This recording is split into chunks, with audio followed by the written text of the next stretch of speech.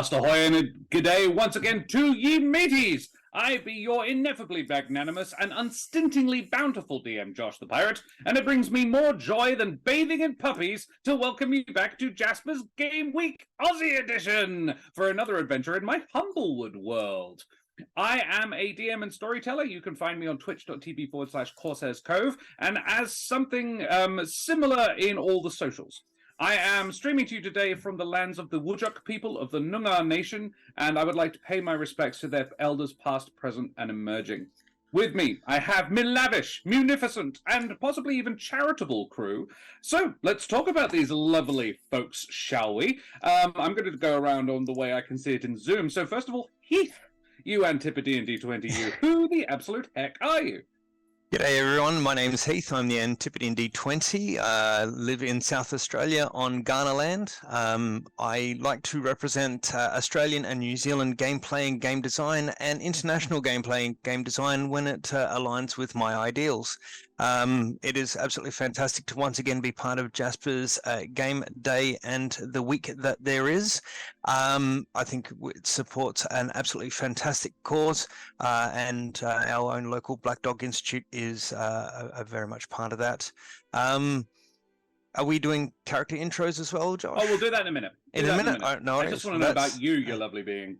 Well, you know, I try to bathe myself in puppies as often as I can, but I find that they are more often than not booked out by your good self. Valid. Geo, who the heck are you?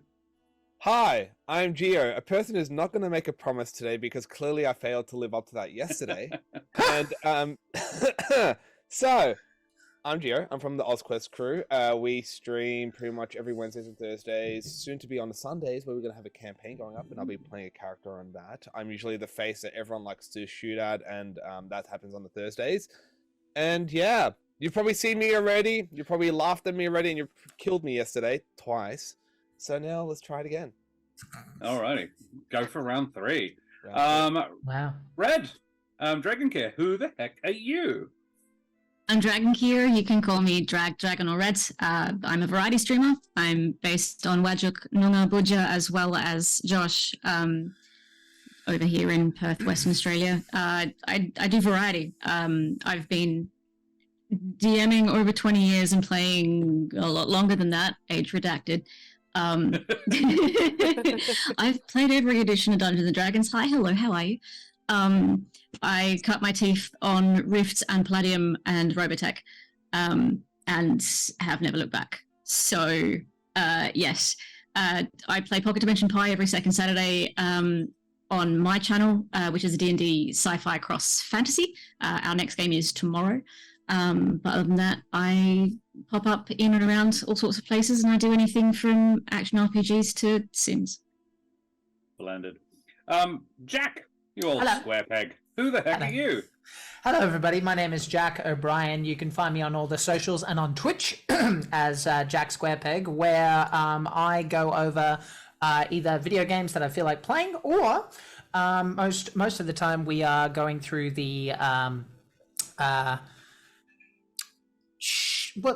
words. It's early in the morning for me. How to be a good game master, because that is my job. So that's what I do. So basically we go through the prep process. We also talk about making NPCs, all sorts of fun stuff, and you can find me on there. And you can also find me on Monday nights over on Josh's campaign, where we play Curse of Strahd, which Josh will explain. This game is, spoilers, a little bit of a prequel to, so I'm very excited, and yeah, thanks for having me back, everybody, and excited to raise some money. Let's go. Hells yeah. Fenway, who the absolute heck are you, and what do you have to do with Jaspers Game Day? Hi everyone, I'm Fenway Jones, also known, well, I guess technically it's still Fenway the Teen DM on Twitter, but that's no longer accurate, so I had to figure out how to change that. But Fenway the young adult DM. Yes. Not The quite as YA. much catchy. I love you. It's good. It's good. I don't know. But that's where you can find me on Twitter. You can also find me as at Jaspers Game Day on all of the social medias, because I am the founder of Jaspers Game Day, and I work with Saz, who did almost everything to do with all of this, and she is amazing, and this would not be possible without her. And I look forward to seeing how this week finishes. Amazing. Essentially telling me we're in royalty right now. We are. I didn't want to. I know who Fenway is, and I didn't want to say anything earlier. I didn't want to put her on the spot, but I am very excited to be playing in a game with you. Right. Yeah. And Vyrse, who the heck are you? Hello, I'm Vyrse, or Vyrse, whichever you prefer. Right. And this is my first time doing anything like this. Very scary. But I was lucky enough to join into a casual game with Fenway a few months ago now, and they invited me to be a part of this. So I'm very excited to be a part of this experience. I've been playing D&D for, God knows, nearly 8 years now. So yeah, it's interesting to finally be a part of a proper streamed charity game for it. So I'm keen. Amazing. I mean, you're 2 years ahead of me there. I have been playing I'm a baby to the thing. I've only been at it for 6 years, but I fell hard, guys. I fell properly hard. So I must also remind our plentiful, generous, and possibly even bountiful audience to please that today's game is, and indeed this entire week's efforts, have been in support of the Black Dog Institute, who do amazing work. And if you want to chuck a cheeky little donation, like a couple of you already have, into the Tiltify rewards, they are up in chat. I have a couple of special ones for this game. We have a special advantage. We have the standard advantage, disadvantage, magic, wild magic silliness. There is also the bulk pack wild magic surge, because fun. And there is we've got the deck of many in there as well. And I have put in a cheeky little $50 donation. Something in the story is a mimic, and we've already had one. We also have an advantage for Red as well. Red, Lenore has advantage. It's going well. And Talera is gifting some subs to the community as well. You bloody champion, Talera. So we've done our basic character creation already. We know what you guys are playing. But I really love the Teens in Space, Kids on Bikes character creation method, where everybody gets a bit of a say in everybody else's character's backstory a little bit. I want to do a little bit of that. We know what we are playing, but not really who. So okay. I'm going to start with Jack, because I do know a little bit about Biggun. Because Biggun, so the backstory for this game is that you guys set about 15 years prior to what the events in my current Humblewood world, which you can find on my YouTube, sneaky YouTube plug. And you are playing the adventure of how one of the character's granddads went and picked him up so he could raise him. So Smoothie is a little bat folk. He's a good boy. He is a cleric of Titan, who is the grandfather of Night, and a super lovely god. And Biggun is also a worshipper of Titan, and raised Smoothie in that tradition. So Biggun is going to be, well, Jack, tell us about Biggun. Who is Biggun? Well, Biggun is a rather large Terran who has been on this side of the Humblewood for some time. He is a large bat folk, which would mean he's about akin, give or take, to the size of maybe a Mapatch or some other medium-sized creature. He is relatively unassuming looking. He's got a dark russet fur, kind of darkish brown, with kind of cone-like ears that kind of only go up a little bit compared to my eventual grandson Smoothies, who are about Bugs Bunny sized in comparison. He is wearing very unassuming clothing, a kind of brown cloak, and a little almost like a baton kind of stick, kind of just shoved into his belt. Otherwise looks homeless. Basically doesn't smell or nothing, but just kind of very very Jedi Knight, if you will, kind of that kind of robe feeling. And yeah, does that answer the? Yes, thank you. Yeah. Splendid. Now, I would like you to select one of the other characters to answer a question about. I need to select another character. Okay. Why don't we go with Brundle? Because he's next to me. Very well.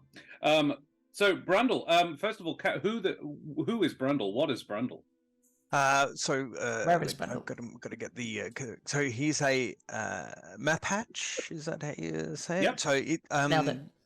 So he is kind of badger-like, so not so much sort of small raccoon. He's a bit sort of bigger than that. He's large badger size, a little grizzled.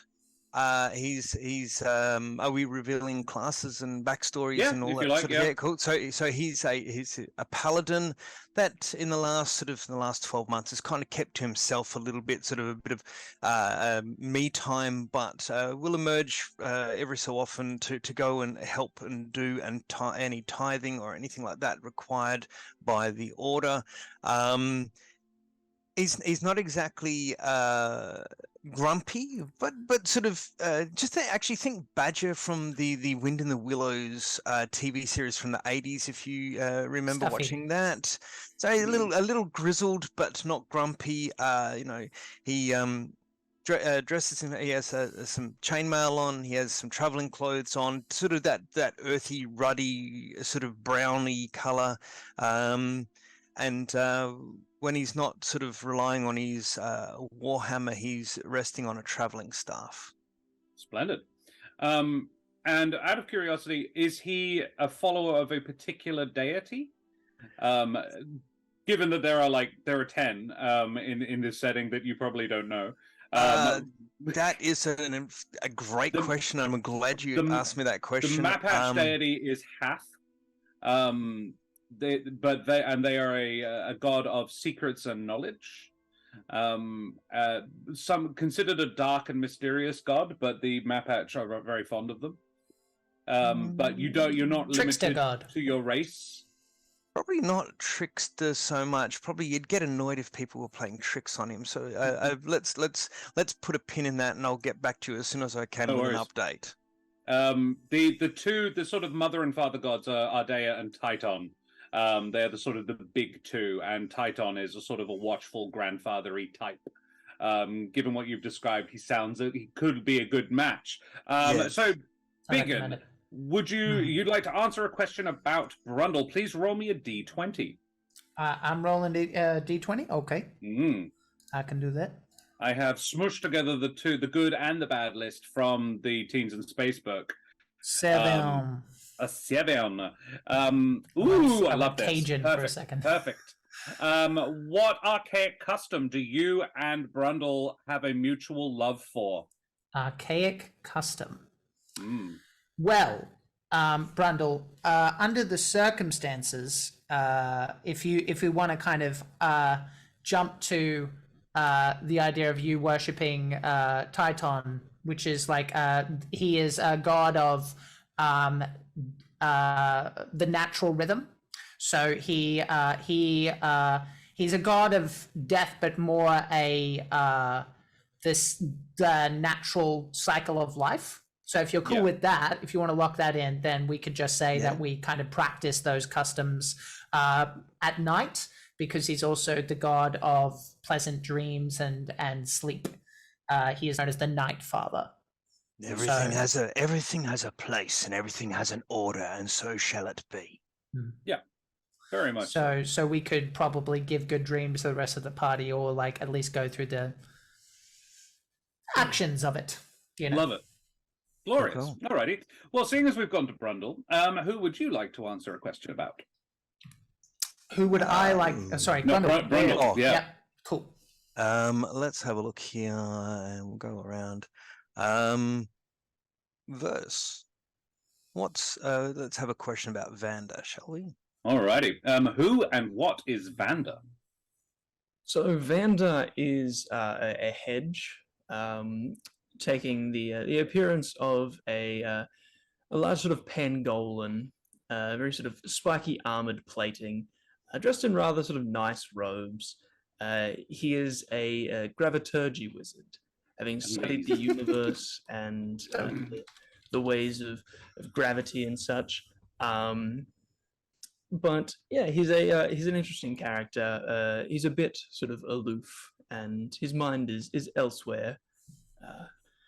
But yeah, I think that's all graviturgy wizards. yeah, exactly right. Every single one I have ever encountered has been like, what? No? Yeah, sorry, I was contemplating the universe. What? Brundle, please roll me a d20, and I will tell you what question you have about Vander. All right, let's go old school with the first d20 I pull out of my dice bag. 18.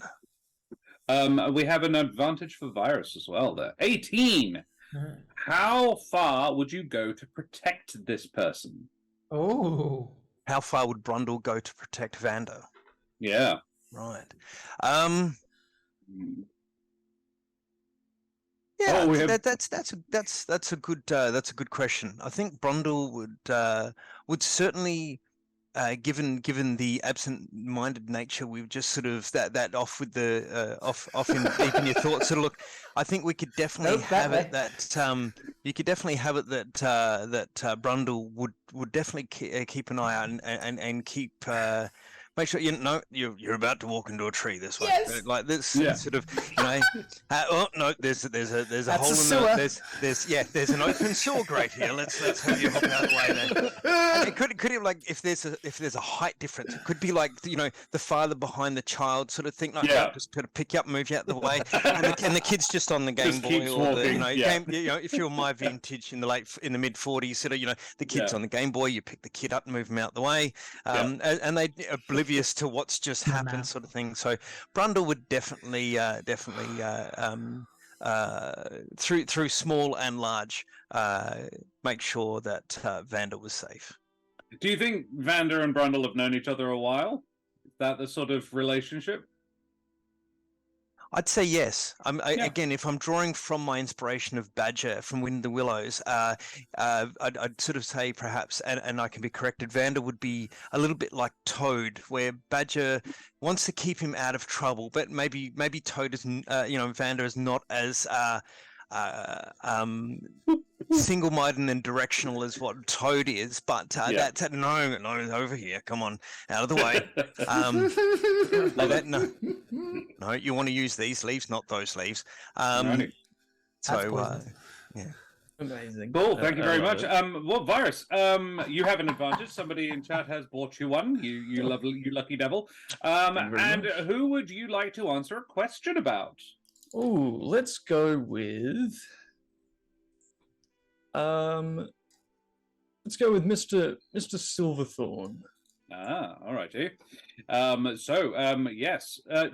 Geo, tell us about Silverthorn. The name is Silverthorn Fizzlespark Scalebinder. I am a sorcerer, I'm a Moran Raptor, and guess what? I got scales on my back. See, I don't do much of the reading, but I found out that in a picture book, I'm somehow related to a silver dragon. That's why I can do these zappy zappies.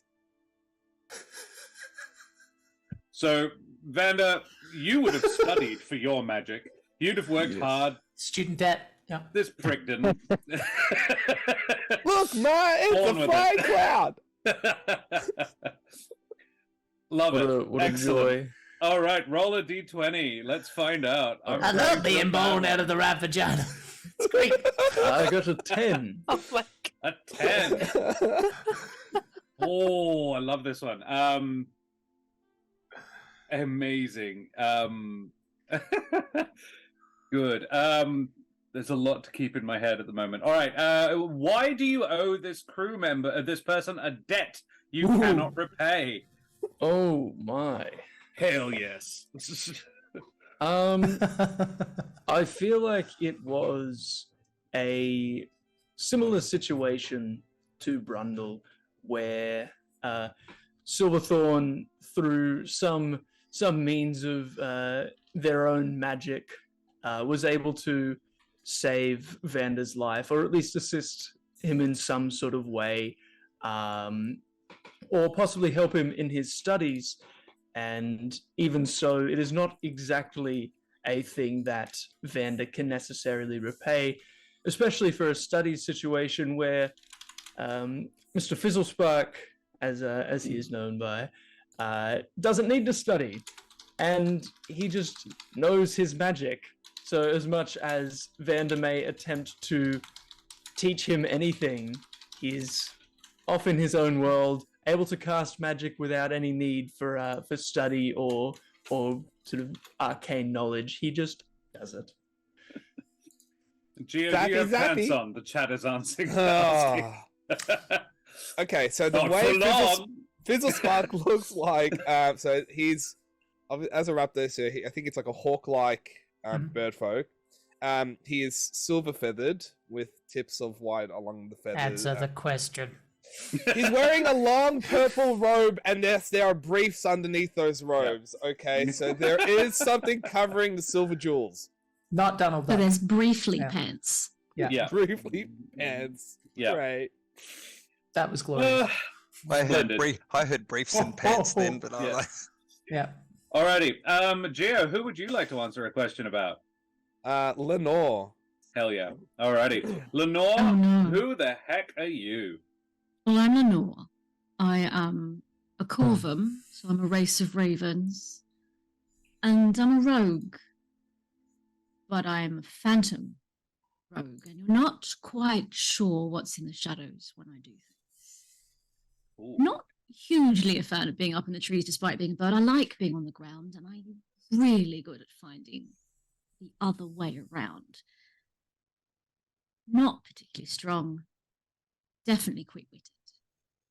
But if I headbutt someone, it's not going to do much more than leave a mark. Well, let's hope you don't have to. Alrighty. The Silverthorn, roll me a d20. 18. 18. Ooh. Could you roll again? We've already had that one.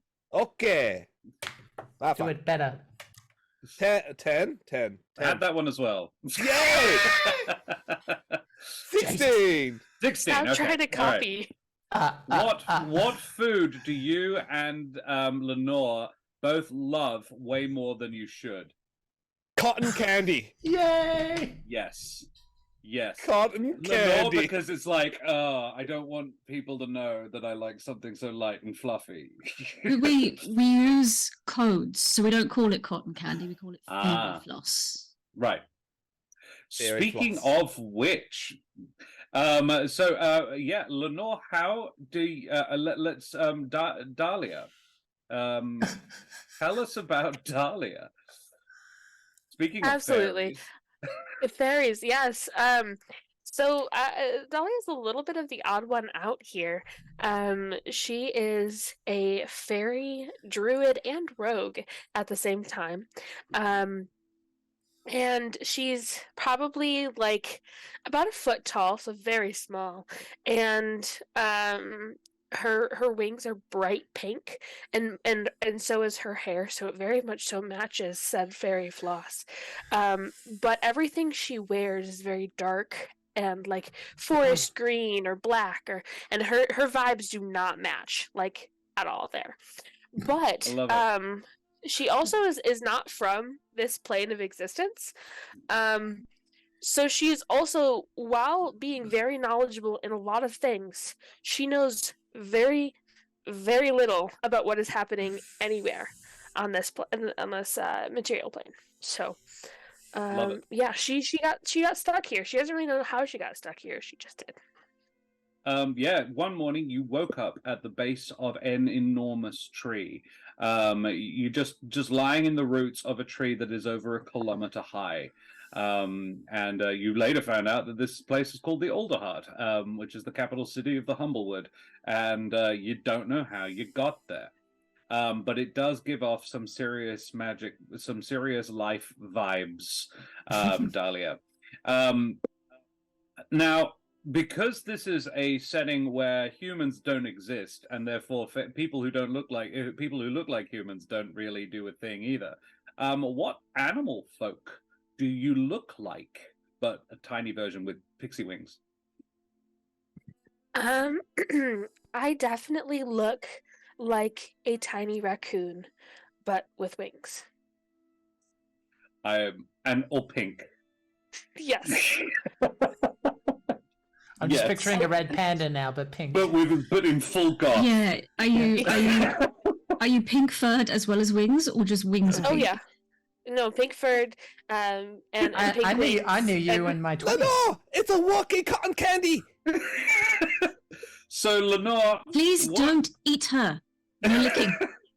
Well, only lick You with have- consent. And her consent, not yours. consent is important. Lenore, please roll me a d20 to answer a question about. I'm sorry, you haven't. It's the only person left, so you got to pick Dahlia. We're off to a good start. Please lick with consent, their consent, not yours. We've Was it lick or eat? We've Because they're different established, things. we've established a pantsing issue and a licking All of issue. that. Great. This is going Everything. well. the bar is raised. Guys, maybe, considering we don't know what might be a mimic, let's not get too Yeah. Oh, dear. Damn it, Jack. To be fair, I'm not quite sure that's going to stop them. That's fair. Alrighty, Red, can you please roll me a 20? Teeth, the movie. 5. 5. Ooh, Lenore. And this could be funny. What potential do you see in Dahlia that they don't? Oh gosh. Dinner. At the size of an insect, we'd pop into our mouths for fun. Yeah. I see the potential to get in a lot of trouble by convincing people that we are less than we seem and potentially gain advantage from it. But I also see the potential that her and Fizzle can maybe hit it off if he stops being awkward. Splendid. There have been a huge amount of gifted subs in the chat. You bloody champions! And the DM, you generous individuals. Chop it, you. Don't stop. Carry on. Alrighty, and Fenway, I'm afraid you're left with Jack. Can you answer a question about That's okay. Biggun, please? How dare you? It's not unfortunately. It's not unfortunately. I No, look please roll a forward to D20. answering. No, we're mates. He's allowed to be a prick, but I'll remember this. I most certainly can, and I'm gonna roll one of my tiny ones because I think it's fun. Tiny dice. 7. A 7. We've already had this one about Biggun as well, so maybe not that one. That's the archaic custom one again. Oh yes. I shall roll a 3. A 3. That's better. Getting all my low rolls out soon. Yes. Oh God, yes. All right. When did you realize that you loved this person? Either romantically or platonically. It could just be. Oh, my Yeah, God, it I could love be. you so It much. could be something. A brotherly, Lovely. sisterly Yeah. love. Yeah. Right. I think it would probably be the first time that that Biggun stopped Fizzlespark from trying to eat Dahlia. Because Dahlia has the a tendency to lay down on the ground and take naps. It just like in the grass, just like sprawled out like a starfish. Probably looks very similar to the cotton candy that Fizzlespark loves. So whenever Biggun stopped Fizzlespark from eating Dahlia. I love it. The first time, yeah. Can we just First time. can we narrate the how I was stopped? Was I like flying and just like bonk on the head? No, How did you stop me? well, the question is, are you doing it on purpose, or have Okay, you made a I'll- mistake? I'll set Fizzlespark Yes. up. So like I'm perched up on the branch on top of a tree and I see this cotton candy. My eyes are wide open. I'm like That's like a piece of it, right? candy. Oh no, that's a candy! I go for Okay. it. Then And basically I smack just down for it. well, my stick becomes at will a 10-foot pole. So basically he just kind of it doesn't use it for violence though. He just kind of has some cotton candy because he knows that that is what Fizzlespark enjoys, and just kind of wraps it around and goes and just kind of puts it above And I and just distracts him. fly up. Carrot Yeah. stick. Yeah. Amazing. It's literally the same implement. Saved by the carrot stick. Yeah, Oh, great. that's the only Yeah. magic item I have. It's just literally a stick that just gets bigger. But it can also be a fishing pole in a It's a pinch. big one.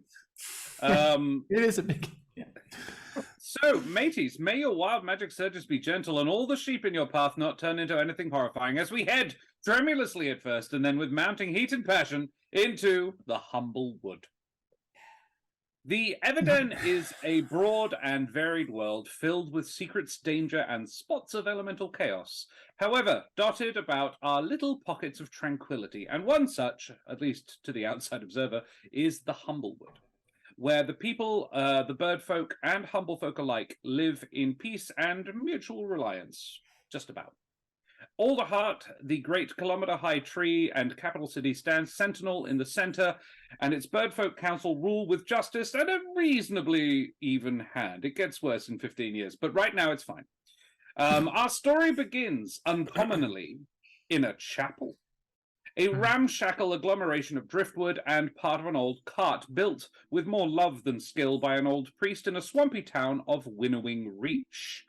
Over the last couple of days, word has gotten to you all of a travelling Terran, a member of the Vistani, who is putting together an expedition with the goal of reaching the lost land of Burrowvia.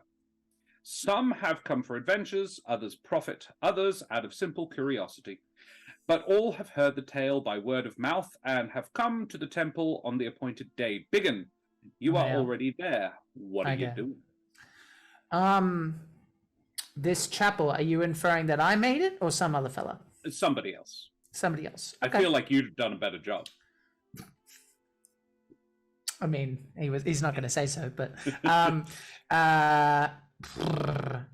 I imagine, and Heath, you can clarify for me, but based on what we've established, we might already be together, in which case maybe we're just meditating together, perhaps, or sparring, or I kind of want to ask Heath, what do you reckon we'd be doing on a if we're just passing the time, so to speak?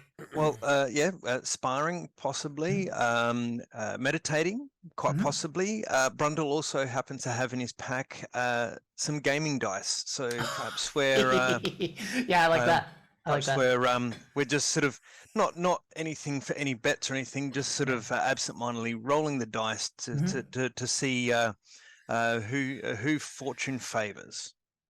And I say, as this is happening, I don't expect there to be many volunteers. All things considered, it's going to be quite dangerous. Now, I wanted to clarify, Brundle. I've appreciated you having my back and so on, but where I'm going, if you follow me, you're not going to be able to come back. At least not for the foreseeable future. I have my reasons, but we have known each other for quite a while, yes, and you are of a good sort. Following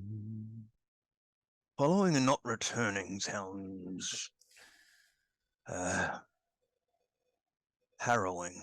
it is. It's for not returning ever, the passing No, to the I next didn't- realm, or No, well- not returning without something else to help. how it works is that I have to get something and then I use it to sort of create a bridge, if you like. And I'm going back into a place that is dark. It's run by a vampire, and Titan and all the other Amaranthines do not have power over there. Those who die do not get to move on. But I'm going for personal reasons. My son's wife is having a child. And I want to be there for that. Brundle sort of just scratches a little bit of fur under his chin and says, I will say this, if you decided to go, you would be kept busy. That's a representative of Titan. Family is a just and noble thing, a cause that calls. If you require my service, you only have to ask. I would definitely enjoy having you there, and you can make up your mind when we get to the making of the bridge if you want to come. With that, Brundle sort of gives a little bit of a low sweeping bow that his age permits. Brundle, what color are your eyes? Out of the blue question, I know, but yeah, no, if it's a sort of a badger-like creature, I'm just going to go with darker eyes, sort of brown or something like that. Please roll me a d6. You have been gifted a wild magic surge. There's a few, and I'm going to work through them as the. Oh God damn it! 6. A 6. They are now played. Played or plaid? Yeah, plaid. Plaid. Work for Steve Martin. Ow. Yeah, as Biggun is chatting to him, he's like, "Wait a minute, your eyes are different." Got hipster eyes. Sure. Yeah. All right. You're like, what? I know, right? I'm just going to ignore it. I assume it's just some sort of map patch cataract I'm not aware of. It's allergies. Yeah. Allergies? Anyway. I'm allergic to cotton candy. I assume we're just playing dice and waiting. Biggun, if you're playing dice, you've been gifted one too. Do you want to roll me a D100 and a D20, please? All right. Because I have my own wild magic table that I designed a little while ago, and it's got 300 options of varying probability. 94 and an 18. 1894. 1894, good year. So a 94 is you gain the use of a first level spiritual weapon for 1 minute. Literally, what would Biggun's spiritual weapon look like? As he's explaining everything, why don't we sort of describe it as sort of like an illusion showing off what Strahd is, what he looks like, what he's done, sort of like a movie trying to make the info dump more interesting, so it's like a sort of holographic demonstration of what Burrowvia is like. Very well. Got 3 more surges for Geo. Geo, you're up to 4 at the moment. We'll get you into the story in a minute. Bring it on. Vyrse, you have another advantage. Just keep track of those. Okay. Amazing. Bring it on. Absolutely. Biggun, cool. Yeah, you have this floating effigy of Strahd next to you with which you could bonk people if you wanted for the next minute. Phrasing. Cool. Who would be the next to enter this little chapel meeting place? I suppose with what we spoke about before, Brundle and Vander had a bit of a past together. Yep. So perhaps he was with the other two for the moment, but popped out for a brief time to get something, or maybe he simply just wandered off and has now made his way back into the chapel. As you enter, please roll me a D20 and a D100. Turns out this place is like very magical, and just anybody with any magical just pings it straight away. I got a 2 and a 90. Oh, a 90 and a 2. 2 is a major result. Delightful. You go straight to jail. You You appear in a cell nearest jail 100 within 50 miles. If there isn't one, roll again. There definitely is. I happen to know there is a prison in Winnowing Reach. Didn't you say your friend was going to show up about this time? Yes. You go to if go he- inside, and all of a sudden you walk into bars, and you're like, "What? You're in prison." Well, I hope you had fun on your first game. Yeah, that good was start. great having you. All the best. See you later. Nothing Over here, I more. guess, There if you is- need me. There is a confused-looking raptor, sort of looking at you like, "Hi, what are you in for?" That is a fantastic question. Last I recall, I was off to visit some friends, but now I'm here. Does anybody know about this hedge? I think he's on something, but I don't know what. That's the drunk tank. And so over the next 5 minutes or so, everyone comes, like the law enforcement of Winnowing Reach, all three of them show up, have a good look at you. None of them remember arresting you for anything. So you are released, but mildly inconvenienced. You are probably the last to show up. Understandable. Who would arrive next? Don't roll a 90 and a 2. Fuck you, Vander. He was meant to be along sometime. He's probably got himself Yeah. into trouble He again. got himself lost, dude. I swear, if muted, I'm Dahlia. not looking out for him, he would walk into a hole and disappear. You definitely say don't that collect probably- $200. No, definitely not. I'd say that probably Dahlia was next. Because if she knew that that's where people were going, she wouldn't have left very much far away, because she has no idea where she is still. Mm. She's probably been here for a while, but she Sure. still doesn't know where anything is. So she'll head into the temple next. Splendid. Then please roll me a D100 and a D20. Fantastic. Hmm. Which do you want first? Either way. Okay. Just tell me which one's which. Excuse me. D100, I got a 99. Ooh. Yep. D20, I got a 9. A 9. Okay, a 9 is a medium.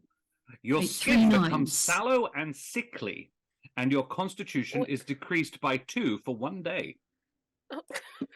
That's unfortunate. Yeah, it's probably because you're in Winnowing Reach. Winnowing Reach is situated in a bog. It's a swampy, boggy town, and yeah, it's just not very good for your attunement to life. Magic is so strong that this place just is genuinely sickly for you. So yeah, you've just been worn down by the energy of this place, or the lack thereof. So yeah, a sickly looking Dahlia flitters in. She's slightly less pink. Yeah, she's gone pastel. I think it's about time we got you home. You are not doing well. No. I don't like it here. Well, I like you, but I don't like No, it I get here. it. No, you're gonna like where I'm going even worse. But hopefully we can drop you off on the Oh, trip over. that's lovely. Okay. And Josh, this is a meta question, but Biggun's theory is that if the point in between is probably the best shot that Fenway Yeah. has of getting home. Yeah. Yeah. Because that's what our discussions seem to be getting at. Yeah, absolutely. Yeah. So basically, if you've ever played Mario Kart, Dahlia, you're just gonna jump off the Rainbow Road and hope for the best. You'll Perfect. definitely wind up in a different plane. You've got a 1 in 6 chance. We're hoping you're remembering the spot right. yeah, right. Yeah. What if I end up back here? Then you're no worse off than you were when you started. Just sans a bunch of 0 friends. 7. Never mind. Alrighty. Yeah, Red. Geo, who comes next? It's I would assume we would arrive together. Sure. And as we're Yeah. walking through the door, Phil's goes, so I was saying, with this little spell that I know, and starts trying to cast prestidigitation, I can make a cotton candy taste like anything we could ever want. Do you want chicken flavor? Do you want barbecue flavor? You know what? We could even do I'm thinking shrimp. Ooh, shrimp will be good. No, what about pizza shapes flavor? Hot. I'm trying to cast prestidigitation to try and make what be pizza shape? What's pizza? Pizza's like everything on a bit of flat bread. But anything you can think of, all just sort of blended together. So pineapple? And you eat it from the inside out. Amazing. He's like the most confused faces look. It's like steam starts coming out. If there's ears, it's just steam is. Dahlia would tell them that where she comes from, they put maraschino cherries or cherries on top of pizza, which is apparently a thing they do here in Michigan too. So, don't ask me, I don't eat it. Okay, Red, can you roll me a D100 and a D20, please? And Geo, get rolling. What am I rolling exactly? How many of each? It's 4. So 4 D20s and 4 D100s. I'm assuming. Yeah. Do it one at a Right. time. Okay. Maybe 60 feet back from the rest of us, if you don't mind. Well, I would like to go on the record that my Meeples dice just broke my heart. Oh no. I mean, not I'm using necessarily. my Astrolabe of Nimbrel, and I rolled a 2 on the D20. That's not necessarily Maybe that's a bad. good thing. That's don't know. an extreme result. And 11. And an 11. Amazing. Okay. Make a wisdom save against your spell save DC.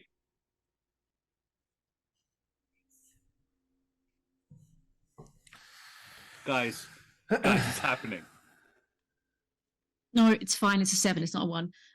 So that's 8 versus. You turned into a sheep! You did it. No. You did it. That was brilliant. Oh no. Looking a The little statistical different. likelihood of rolling that was exceptionally low. It's about 1 in Out of 600. 300, yeah. Oh, Well, even more so because the likelihood of an extreme result is only 1 to 3 on the D20.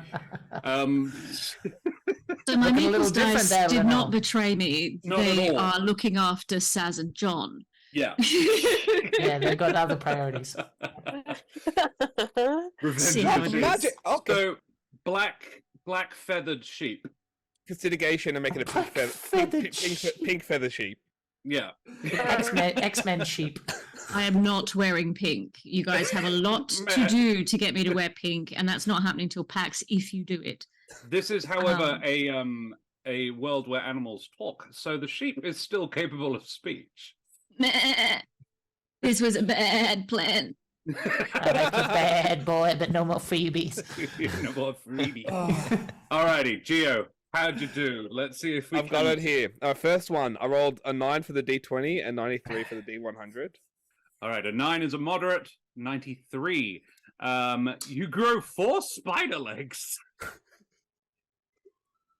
And gain the ability to spider climb for 1 minute. It doesn't require concentration.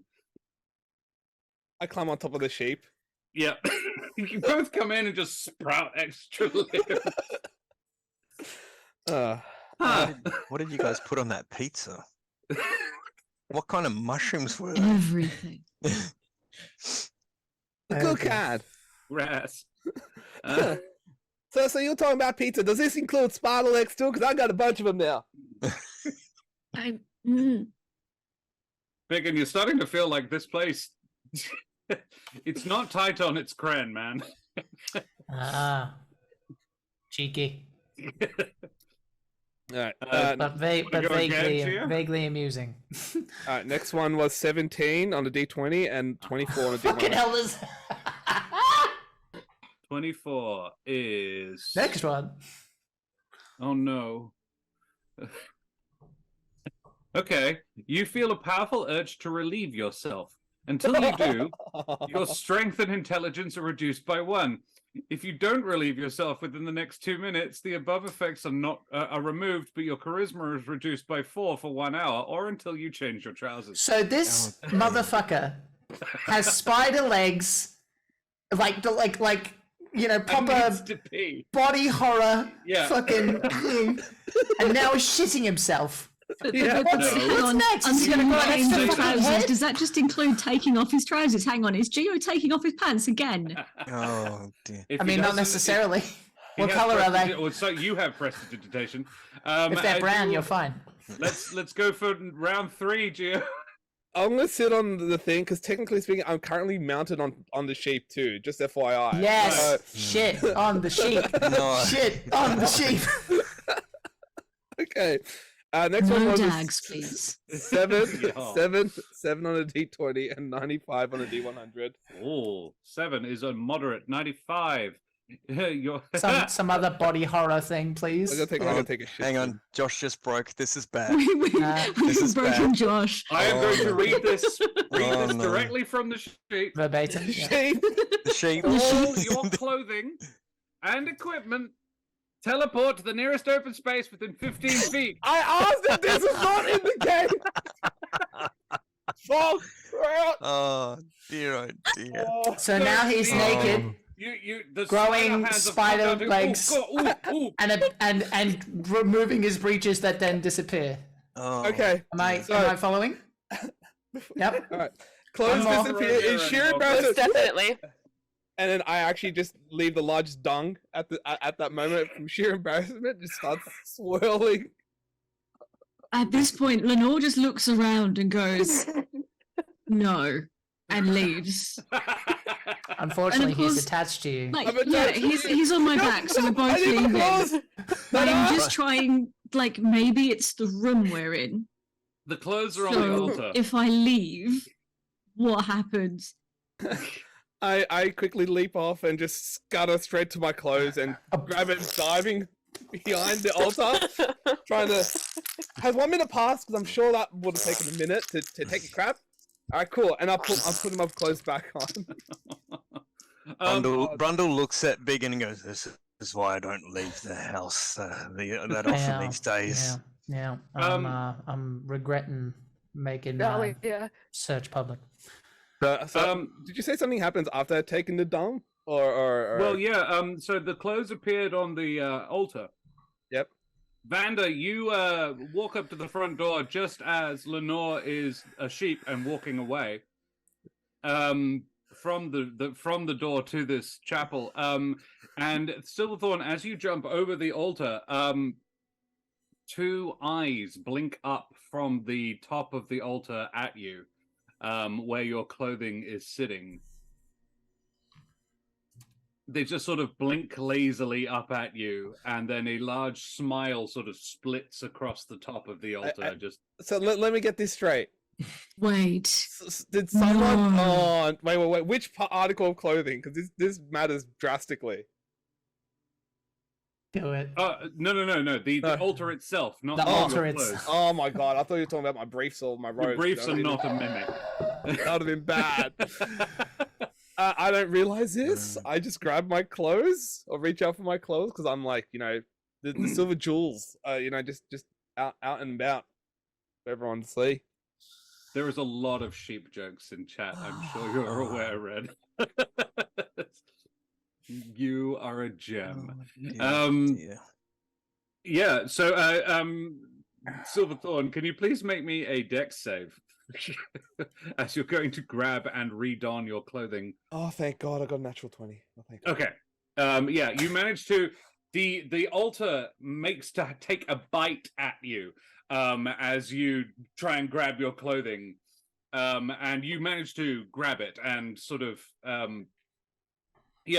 retrieve it, begin to put your pants back on. Biggun and Brundle are just sort of sitting in the front row of pews, just watching this chaos happen. Brundle through oddly clad eyes, and Biggun with just a floating statue of Strahd next to him. This will be my clothes, not yours. These are mine. I'm putting back on. And then Brundle and Biggun, you've Yeah. probably both got fairly good passive perceptions. Your wisdoms are both quite high. You notice the two windows behind the altar that were... So in the Humblewood, they don't do stained glass, but there is a sort of leaf matter, sort of green veins of leaves with a similar effect. Both of these blink.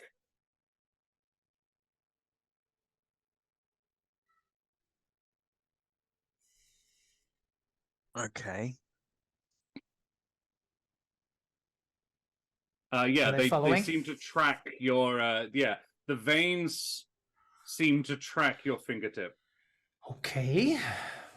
I don't want to alarm anybody, but I uh, think we should have this conversation out of the building. Outside. You saw that too. Everyone just act casual. Don't run. This whole building might be a mimic. Just walk slowly. Out we go. One at a time. Off we go, and I'll use my little baton to kind of Okay. conduct everyone out of there. Silverthorn sort of hopping, trying to pop himself back. I'll be out in a minute. No problem. Give me a Oh second. yeah, you're welcome to stay if you want. I still got one wild surge to let you know. when You I'm- do. Oh, for fuck's We'll sake. get to it in a minute. I don't want that to happen all at once. Yep. Oh my gosh. Yeah, okay, cool. That's worked through most of the stuff. Splendid. So, yeah. As you get outside, you notice that the sheep that you saw earlier is rolling on the grass, trying to get the shit off their wool. That's smearing as into the wall. as you walk out, I'm thinking just smearing it.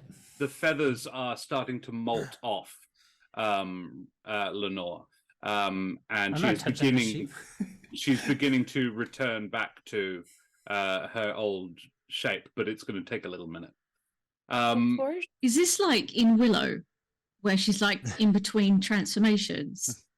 Yeah, it's more upsetting, but yeah, all right. oh, go ahead. Sorry. No, carry on. Before I was just say before Lenore gets back to her regular form, is it possible that Dahlia could druidcraft and fairy magic the whole back of her and make her a little cleaner previous to? Are you making Yeah. leaf toilet paper? Is that what you're doing? I love it. Basically, yeah. Okay, Yeah, just love that. scooping. Yeah. with leaves. a Yeah. scooping action removes. Yeah, I think. Scooping Dahlia, is an I action. appreciate you. I appreciate you so much. Mm. I'm so yeah. sorry, Lenore. That was not my Oh, intention my at all. I don't know what killed me. The clothes, they just disappeared. Magic is everywhere. Yeah, that whole building. As you pop out, it is slowly rotating on its spot. Sort of, you know how you walk a bookshelf into a corner? It's sort of doing that as it's rotating to look at you. Yeah. Does anyone have any meat? What's that? Anything? It is something that might consider us meat unless we produce some meat. I might be able to help a little bit there. I reach into this grey bag that's like to my left. It's a bag of tricks, and Uh-huh. I'm gonna. Oh, Yes, I have to roll a d8 to find out what You I'm do. throwing. You're doing at it. You're doing the goat with the T-Rex in Jurassic Park. yeah. I pull out what looks like be a little statue of a giant badger, and I just throw that out to the Well, door. that's unfortunate. Considering- Oh Leafy! Father, help! no! My boy. And yeah, Oh, as you throw this badger, it grows into a life size, and the door turns around and chomps it. Okay. And the entire chapel seems to just. Was very the happy. church an integral part of the plan, or was it just a meeting place? No, it was just a meeting place. All right, let's get about 100 feet away. Yeah. As it's doing this. Your party has gathered, Biggun. I imagine Vander was like, "Sorry, I'm late," and then Brundle just Is it- turns him around as you were walking out. Brundle, had the most interesting adventure. Yeah, Oh, center. Oh, where are we so- going? Okay. So going this have way we. now. Haven't even started yet, but things have gotten interesting. Some I would of say you, probably not, Dahlia. some of you I know, some of you I don't. What we're going to actually, Josh, you could I will let God explain what we're doing and where we're going. Oh, sure.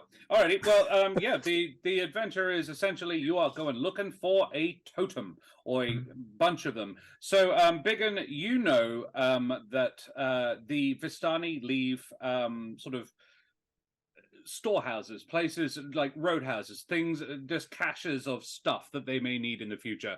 They are a traveling folk similar. Think the Romani gypsies, and you won't go far wrong. So they leave magically sealed storehouses that only they know how to access. Biggun is an ex-Vistani himself and has seen a few of these accessed, but does not know precisely how. He does, however, know that they store the totems required to unlock the doorways through interpalanar travel to Burrowvia. And there's a few spare ones in one nearby, but he knows he's going to need some magical oomph or assistance in accessing it. Yeah. So he knows roughly where it is, but how to find it precisely is up to you guys. Which he's gathered a variously capable group of people around himself to try and figure out how to get into this place. As far as compensation and the like goes, I don't have anything to offer you. Some of you are my friends, and I appreciate your assistance. Just know that whatever you get, whatever you find, you are welcome to take. I'll take more of them cotton candy if you got some. That was delicious. Oh, well, I think you need more I always keep pants. some for you. I lift up my robe and you got brief, and it's got like 4 holes, like to the sides. Still so the need spider more legs- pants. Teeth marks. Alrighty. Little So bit. you. Oh, I apologize. Yes, yeah, correct, Matt. It would be. The traveling folk of Europe is what I was referring to. Right. So you head off. Biggun, you've been to this site before. You know roughly where it is, but not exactly. It is out in the bogs, and the path through which, whilst not exactly a maze, can be hazardous, with pockets of swamp gas, quicksand, and soft peat, as well as any number of beasts, birds, insects, poisonous plants, and of course the infamous slimes of the mock fields. You head south of the reach into the mock fields themselves, the bog swiftly becoming all you can see. So this is a think labyrinth, and I'm going to be looking for a couple of skill checks from each of you to get through it. 2 skills. You can't use the same one twice. How would you approach the first sort of stage of getting through the bogs? What skills would you utilize? And yeah, please narrate. We have another surge, at this time for red. I think Silverthorn is gonna try and through, like, if he remembers reading anything about bogs in picture books, and as much as he will through picture books, try and see if he's like, oh, okay, so this is what a bog is and how you meant to traverse it, like the survival guide for dummies, basically. Yeah. Of bogs. Picture books? Picture books. Yeah. He can't read well. So picture books. So you're make me the check. History check. See if I can recollect anything. It says 15.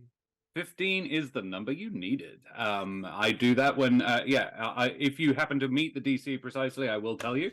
Yes, a 15 is a success. You managed to recall a picture book you once read on your mother's knee about how to traverse bogs. It was actually about a troll. Yes, it was telling a small goat person about how to traverse the bogs. The 3 Little Servants Gruff, it was called. You do that. You do remember that bog shoes are useful things, and you try and fashion some out of some twigs.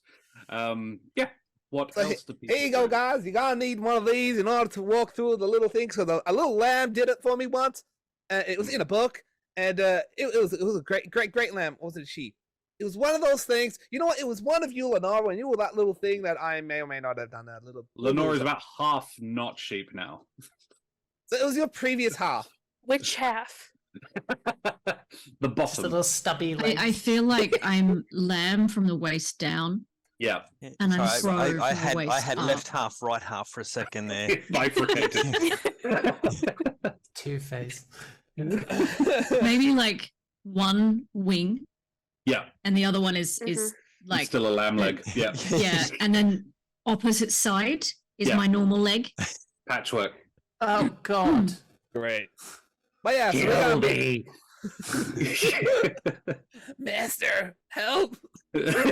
If it's down like this, like the Lambton of the opera. Yeah. who's- Heath, I'm going to who's give you going- inspiration for that one. Well done. Oh, thank you. That's very nice. Red, can you roll me a D100 and a D20, please? Oh no! Rolling the other dice.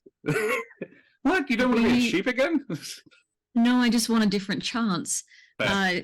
They're both maple sets. They're just different. This one's not sharp edge. 14 for the 14 D20. is a nuisance. And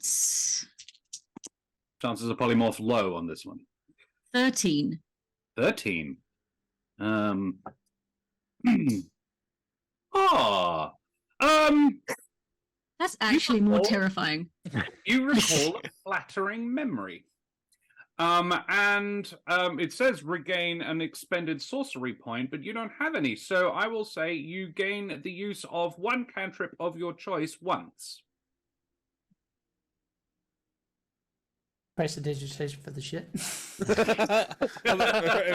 No, I've already been looked after for that. Did you see someone in the chat said it was cashmere?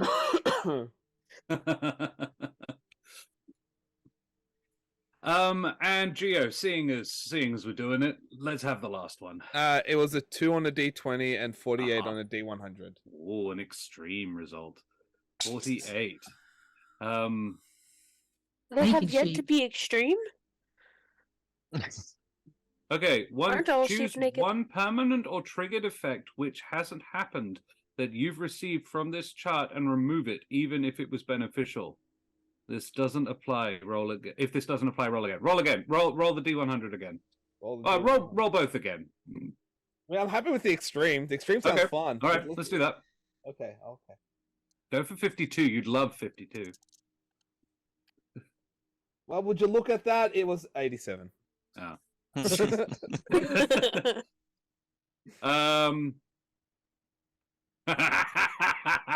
Oh, amazing. Oh, dear. This can only be good. So Not it's gonna often be... the hair on the back of my neck stands up, but it just did. Can you roll a d6, please? Fuck me. No.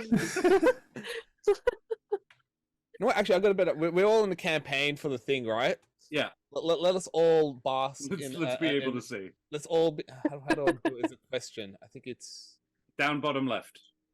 bottom. There's a 20, a d20 symbol. Click on that, and then all of the numbers will come up. All right. Let's all bask in the glory of a D6. That I will roll on D&D Beyond. This is just to determine the number of the thing that happens. Oh, thank God! Is it I think 6 or 1? One. 1. 1. Okay. 3. So, cool. When that becomes appropriate, I will tell you. Good.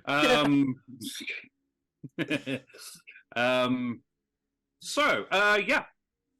You are at the outside of the bog. Fizzlespark has just figured out how to put on bog shoes. What does everybody else do? I would like to use my background. So I am grounded, Love it. and I have the feature Find Another Path. Ooh, okay, yeah. So what that means is, because I've lived my life close to the ground, I'm familiar with the undergrowth in the same way that other bird folk are familiar with the canopy. I can always remember the general layout of the terrain around me while traveling along the forest floor. If the path is ever blocked by an obstacle that requires us to climb or otherwise gain height to circumvent it, I can find a way around, as long as such a path exists. Additionally, I'm adept at finding shelter in the wood while traveling. and can usually locate a suitable safe shelter. Very well. In which case, I'm going to give you an auto success. That seems like exactly what this is. Yeah, nailed it. Alrighty. Burn that. You're not allowed to do it for the second time you have to make the check, but yes, that's an auto success for this one. Love it. Cool. What does everybody else do? Whereas someone said about a picture book on survival, Brundle will actually use survival. Fair. Alrighty, here we go. D&D Beyond, don't let me down. That's 16. A 16 is a success. So yeah, describe, how do you use survival to find your way through the bog? Brundle sort of adjusts his pack and puts the stuff that he was carrying back through his backpack. Gets the kind of the, I don't know what you'd call it, the cape, cloak, robe in his traveling clothes, and kind of hitches it up into his backpack, and then surveys the bog ahead and calls for the rocks his friends. No, hang on, that's something else. That's a different labyrinth. And selectively makes his way through, looking and perhaps occasionally pulling out the staff to test either a submersed rock or log to make sure it's stable and not alive, and definitely not a mimic, before making his way through the bog. You guys are all paranoid. Yeah, fine. All right. Cool. Yeah, love it. Paranoid? Didn't the whole building become a mimic? Yeah, and it was, look, Paranoid. There was another mimic inside of it as well. That's what I thought. Hang on a second. The altar had eyes. Now this, they're everywhere. Let's get out of here. There were two mimics, and a smaller mimic upon its back to bite him. Lenore, what does it look like when you use your ability? I'm just sort of sit sort of quietly and look around and just look very, very pensive. I don't speak much, but there's this faint hint of shadows that seem to like become darker around me as I do. Oh, love it. Well, for the sake of time, I do want to know what the other three are doing, but you have succeeded in the test. So any more and you will accelerate your path. This was not supposed to be the hard part. It's more sort of the role building. But yeah, what are you doing? How are you navigating? Arguably cheating, but if possible, Vander is just going to cast Levitate on himself. Someone has to carry you then. Yeah, you don't move. Just push him. Someone has to take your ankle. Just lassos Brundle. It's not like you with your stick. Yeah. I suppose It's so. like That makes sense. along. Just hold it up. If I can also fly and push him. So yeah, there you go. This tiny fairy map out just pushing this. Bro, it's the scene that is the worst scene in Superman the movie. Just don't start talking about reading your mind. Yes. No reading minds. Okay. I love it. He Yeah, just that's sort a of cheat, curls but I into a love little it. ball and then just gets pushed along. It's this If floating we- orb. if we had any characters from Canada, they'd probably just grab him and just throw him like what's the curling. And Biggun, how do you navigate this space? Acrobatics would have been what he would use because he's fairly lithe. But I imagine that it is more simple than like acrobatics is the skill, but it's more just kind of looking for where things are shallow and giving it a poke. Yeah, with the stick. Absolutely. So just kind of like hopping around to different shallow bits, which is a bit moot because he's big, hence his name. Not a problem. But yeah. Cool. Yes. The swamp closes in around you. The sound of buzzing insects and larger, more ominous gloops distracts you from the increasingly unclear path. A heavy smell of rot is in the air, mixed with sulfur and damp. The bog is getting thicker, harder to navigate. How do you deal with this? How do you progress further? There is now trees and like gnarled roots and things sticking up, so even levitating through is becoming difficult. How do you all deal with this? To clarify, it's like a thick brush or something? Yeah. Occasional spots of it. Someone was talking. I interrupted them. No, you're fine. I was just gonna say, can I use speak with animals? Are there animals around? I guess that's Oh, the first yes. question I should ask. Oh my, Okay. yes. May I ask some of the animals the best ways to get through the bog? You certainly may. You certainly may. There are in the Humblewood, in the Humblewood, all animal life pretty much is bugs. There are mammalian life pretty much isn't a thing. The only mammals that would look like mammals are actually considered monstrosities and tend to have sort of rock or some other element within them. Cart horses are actually giant beetles. Caterpillars are the primary sort of herd animal. Birds and other insect life tend to be quite large beetles and other flying creatures. So yeah, you would be able to interact with some a pigeon has been buzzing around for a little while, and so it's only about a third the size of you, you can have a chat with him. Absolutely. Hi. I'm not from around here, but would you be able to show me? I don't know how to get through this. I really don't know where I am. Where are you looking to go?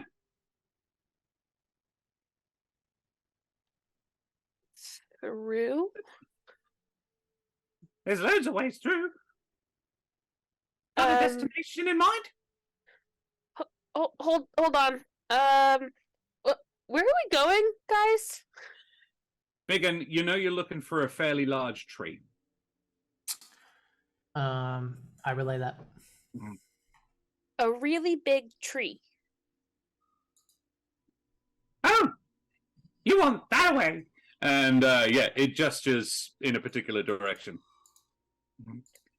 Generally, the direction you're heading, but it actually gestures. And in fact, he flutters up. He takes wing because you can fly too. You go with him, and you get above the sort of haze, and you can see the branches of a particularly large oak tree. It's still some ways off, but you can see the exact area. You probably mean that one, right? Yes. For sure. There you go. You're welcome. Thank you. Tell him thanks. Thanks. We appreciate it. I'll give him a bit of homemade cotton candy that I now have. Flies love sugar, so yes. This little fly flies away with a pink beard as it buzzes away. As you're pulling out the cotton candy, Silverthorn's like trying to sneak up. Pretty much, I imagine it's pretty much always on like the clean end of the stick that you can just kind of pick at as you like, kind of like a hobo bindle, but with cotton candy. So you can just take it as you will. What are other folks doing? Silverthorn, as you go to sneak up and get this candy, you go to whisper something to Lenore, and out of your mouth just comes a "Bah!" instead. And emerging from the brush are a trio of sheep.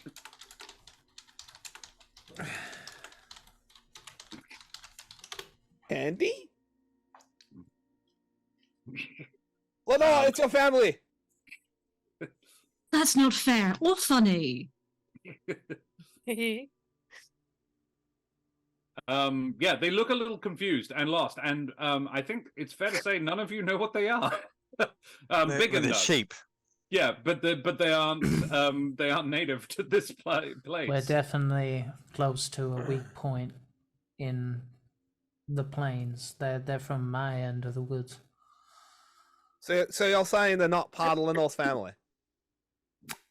Well, it's possible, I don't know. Oh my I'm goodness. not a sheep. Kitty did not like that comparison. Yeah. Kitty's on Lenore's side.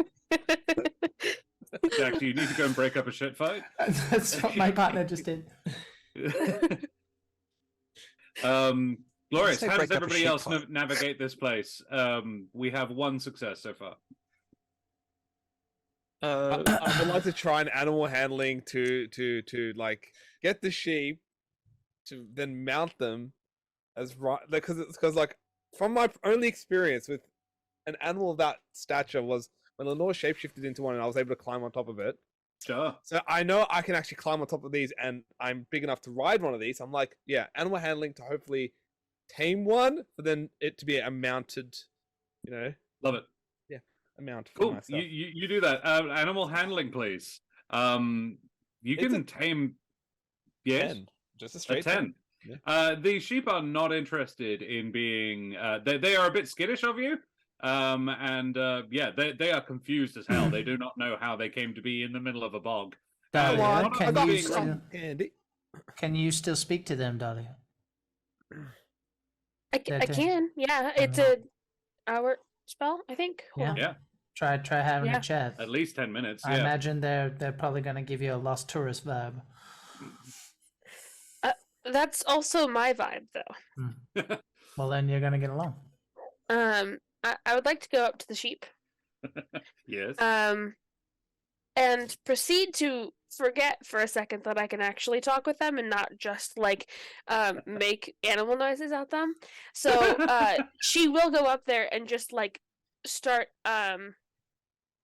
buying at them, and then And they proceed look to. confused, like. In fact, one of them says, Vaguely racist. "Are you okay, honey?" They think you've had an accident. Are you okay, honey? This one I can seems a little slow. Did It you can hit your- talk! Did you hit your head? It can fly! I can. I would also then like to use my wild shape to then turn into a sheep. Now that I have seen one. Oh, Um, my, there's but- something mighty funny about you. Oh, It is a oh. you, right? Oh my god. Well done. Thank you.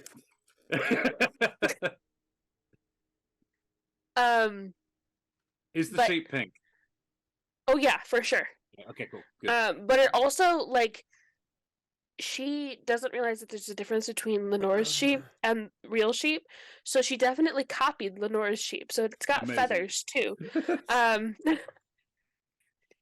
And so now it's just this pink feathered sheep standing in front of these sheep, continuously buying for just a couple minutes, and then realizes she can actually talk to them, and then will actually. How's have it going? conversation with them. Oh dear. They do appear to be warming to her. It's worthy to note. Like when she was talking to the bug, she was just using speech, and the bug was communicating fluently with her.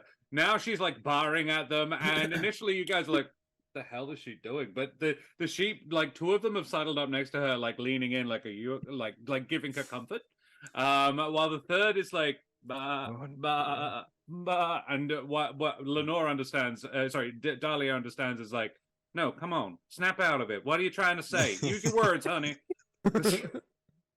and then she'll start talking to them. Oh, sorry. Do you I get can lost too, talk. sweetheart? All the time. Yep. Every day. Do you know where Um, we are? We used to be in the dark place. I'm gonna be very honest with you. I don't even know where I am. So Well, you stick close to us now, sweetheart. We'll get you home. okay. Perfect. I think we're supposed to be going to the dark place. Oh, yeah, Um, that would be great. So I think we can all go there together. Well, we'll stick with you guys. Okay. Sounds great. Just tell that smelly one not to sit on me. I'm not smelly. Which one? This one. So she Oh. she gestures at the one that smells of pee. Yeah. Oh yes. Be careful. He might eat you. He tried to What? eat me. He tried to eat me. Oh, that's not all right at all. Yeah, so they have taken a decided dislike to Silverthorn, but the rest of you, so they are not only trying to stay away from Fizzlespark, but also keep Dahlia away from Fizzlespark. Like one of them is always between you and him. from now. As long as you are a sheep, they are guarding you. So, Lovely. Dahlia, can you please make me a persuasion check? I most certainly can. If we're ever doing like marching order and like Adalia was with the sheep at the front, you see Fizzlespike at the back, like his head pops up like, Yes. I? Looking at this pink cotton candy sheep. We have achieved a milestone! Yeah! Milestone achieved! Well done, everybody. Thank you so much, you guys. So they are shepherding her? Yes. Yes, indeed they are. Persuasion is 22. Nice. You have definitely persuaded these sheeple, if you will, to come along with you guys. That is one success. All right. Let's have anybody else? Oh, Two. Both come from Dahlia, actually. So yeah. how do we follow up from that? I've got nothing. Matt, now would be a good time to draw that card from the deck of many, I think. Oh no. You know, we haven't had chaos for a good 5 minutes. 5 minutes. I'm not sure what you call the sheep conversation. That was more chaotic. That was charming and genuinely lovely. Because she handled it well. Yeah. It doesn't mean that it's like, par for the course. So we've got a floating pangolin, who's now sort of being... I'm imagining like Biggun and Brundle are using their sticks to sort of bob him under overhanging branches and stuff. Like a lantern. I was going to say pinata, but we'll go with lantern. We'll go with lantern. Much less aggressive. Yeah. The levitation sort of slowly ceases. He lands back in the bog, sort of uncurls. My, that was quite the experience. Yeah, I bet. Think you can carry me now? I'm sure I could try. Bless you. Is the question, Josh, how do we navigate through? Yes. Is that the... Yeah. Okay. Using a different skill this time. Well... I mean, the obvious thing is survival, but we've already used it. So, if you haven't used it already, you can use it. It's just the same. Or a character cannot use it the same thing twice. Well, actually, I think I might have an idea.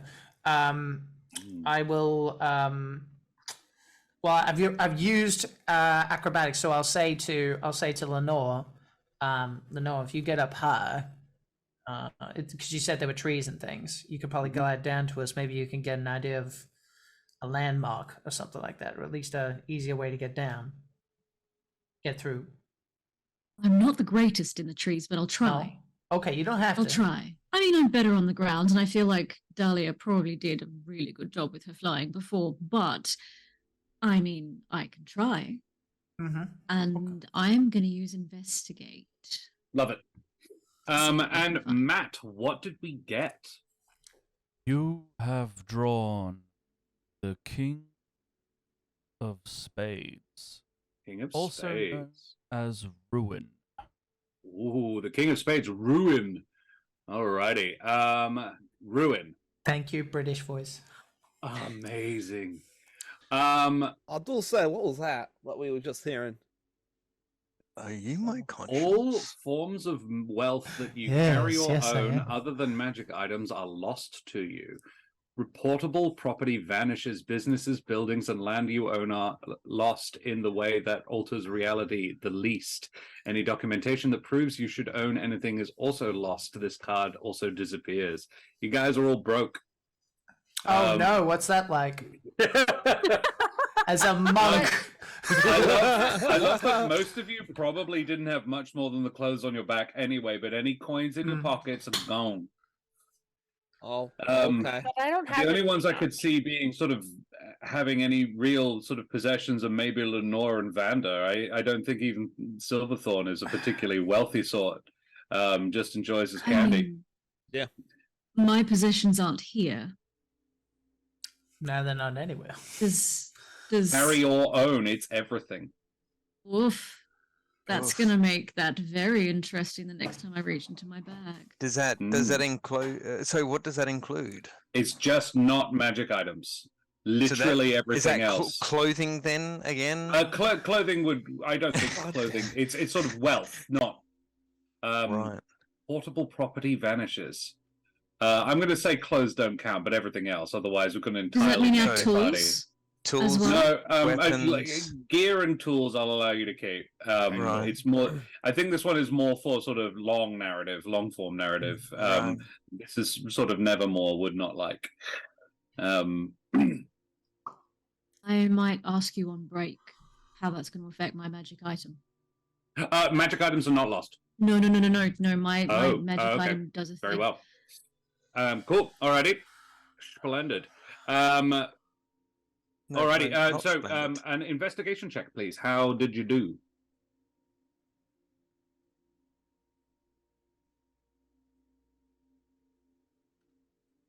Plus 20. Dirty. 20. A dirty 20. Yeah. You managed to. Dahlia. Oh wait, hang on. I have advantage. Hold on. Oh, you are well and away. But yes, if you like. Oh, I know. That's his first roll. Alrighty. So Dahlia has done the sort of the long distance navigation. You do the shorter distance navigation. Your keen Corvum eyes can make out the most solid pathway through the near bog, and you manage to successfully lead the sheep and everybody else on this solid pathway. Using your grounded nature. That is 3 successes. We need one more this time. It is harder.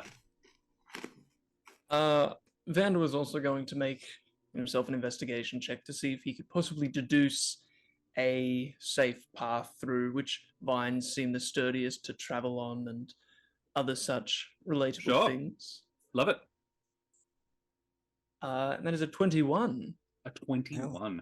Oh, You actually, I'd say, Vander, you construct a small rope bridge using some particularly sturdy vines and your floating ability to allow passage over a particularly nasty patch of bog.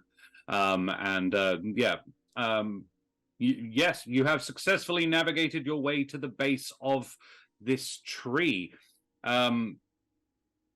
Brundle, Biggun, how are you assisting with all of this? Is this still sort of using the sticks and everything to just sort of shepherd everybody else through? Pretty much. Do you need a new role of some sort? You don't have to at this point.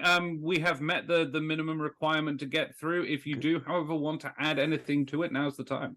I think the survival role I did with the bonus he's got is good. Otherwise, the next best thing he's got is persuasion. Can he persuade the bog to provide safe passage?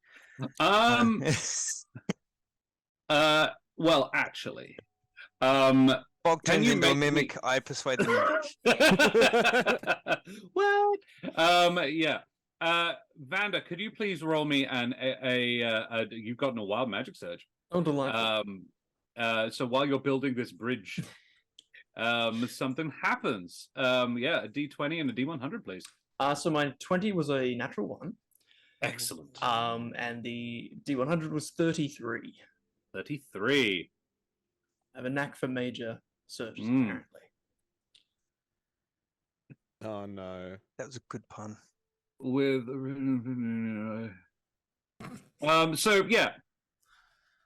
unfortunately, this is actually going to undo the success you had. Oh, perfect. Exactly what I Because want. Why not? as you have just sort of put the finishing touches on your rope bridge, you stand looking very proud of yourself. Everybody's like, "That's really quite an impressive bridge." And then Cast fireball at it. you just sort of dust your hands off and inadvertently cast wall of fire. And a wall of fire 15 feet wide just bursts out from you, immolating the entire bog, setting off a patch of swamp gas nearby that just bursts over your bridge, and it is just reduced to cinders immediately. Just get this image from Aladdin with the vendor at the start. It will not break. It broke. It broke. Yeah. It don't go.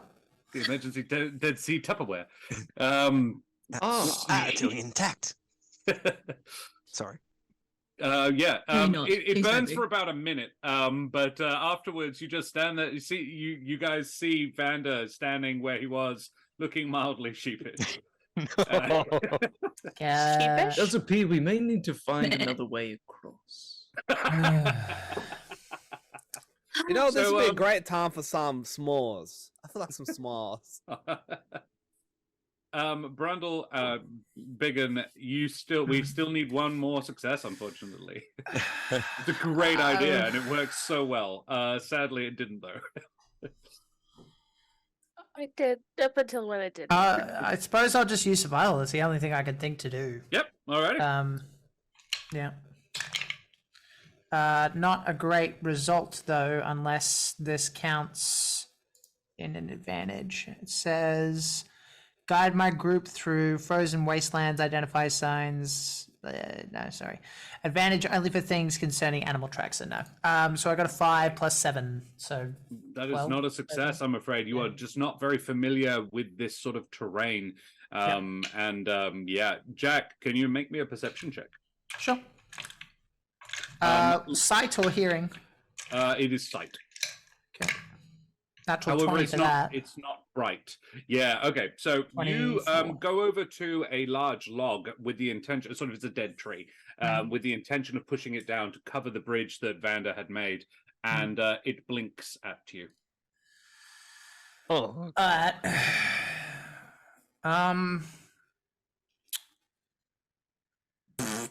I see how we got to the giveaway so fast. yeah. Yes. Okay. Mimic is good. Hey, I'm proud of that. Am I one. submerged in the bog? Does it look like it's going to be difficult for me to back up? Oh, no, you're at a sort of the end of a spit of solid land. You guys are looking to Solid try land. island hop. So Okay. you're on, and this is just at sort of at the edge of it, leaning slightly, and then it blinks at you, and a couple of the branches start to slowly creep. Oh, it's a down tree, towards you. not a log. Yeah, it's a tree. Yeah, it's A sort tree. of it's a dead tree. Oh, it's HR Puff and stuff. Okay, cool. Yeah. I'm just gonna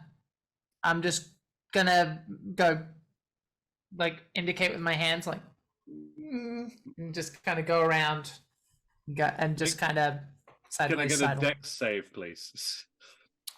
Sure. 13. Ooh. You are grappled as you're like, okay, backing up. The branches wrap down rapidly around you and sort of grapple you, and I think we will take a break there. Yeah. As Biggun is captured by a mimic tree. Splendid, guys. Thank you so much for playing with me. Thank you, everybody, for your donations so far. You excellent individuals. We've been having a blast. I hope you have too. We will see you in 5 to 10. Say goodbye, everybody. Bye. Goodbye, everybody. See you soon.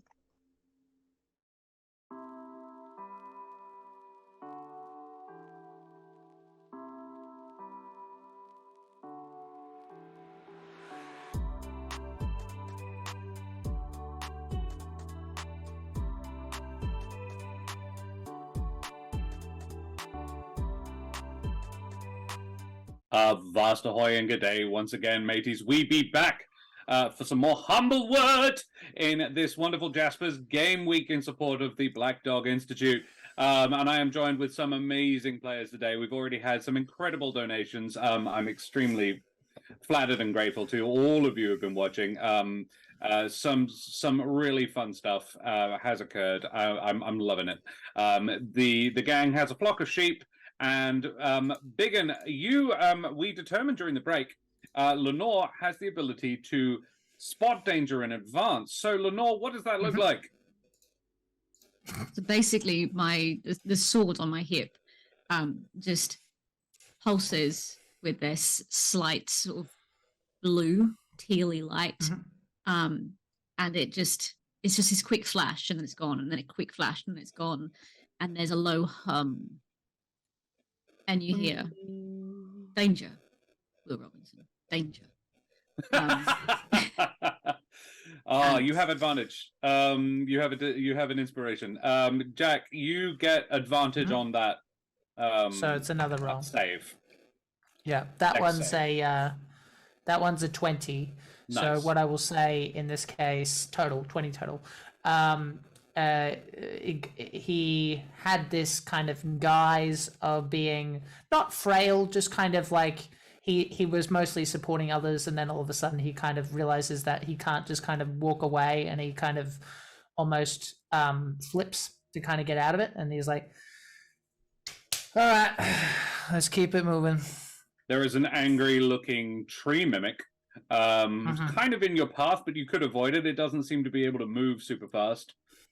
I will just kind of stare it down and just go. Its tongue lithely, sensually. Yeah, right. Yeah, num, num. Right. If I'll we're- just kind of. Actually, here's what I'll do.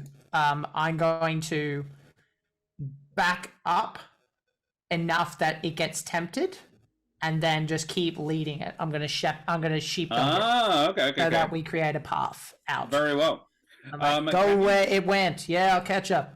What skill would you use to do this? This would be acrobatics again, I imagine. Yeah. Keep Or dodging out survival, of its which way. is just Yep. as good. Give me acrobatics. All right. 7. That's an 18. 18. Yes, you let's see if it's how stupid it is. Ooh. Yeah, you managed to convince it to sort of again the wardrobe walk towards you. Actually its roots sort of slowly dragging it along the ground. When in and doubt, just- if I think it's getting a little more interested in them than me, I'll just give it a little poke. Not trying to hurt it, but just kind of, yeah. Mom. Grappling at you. Cool. You guys managed to circumnavigate this tree mimic, if you will. This is for Shadowmere. Father! There you are. Jack, that's my equivalent of Jared Leto. So you make it to the base of this tree that that Biggun has been trying to get to.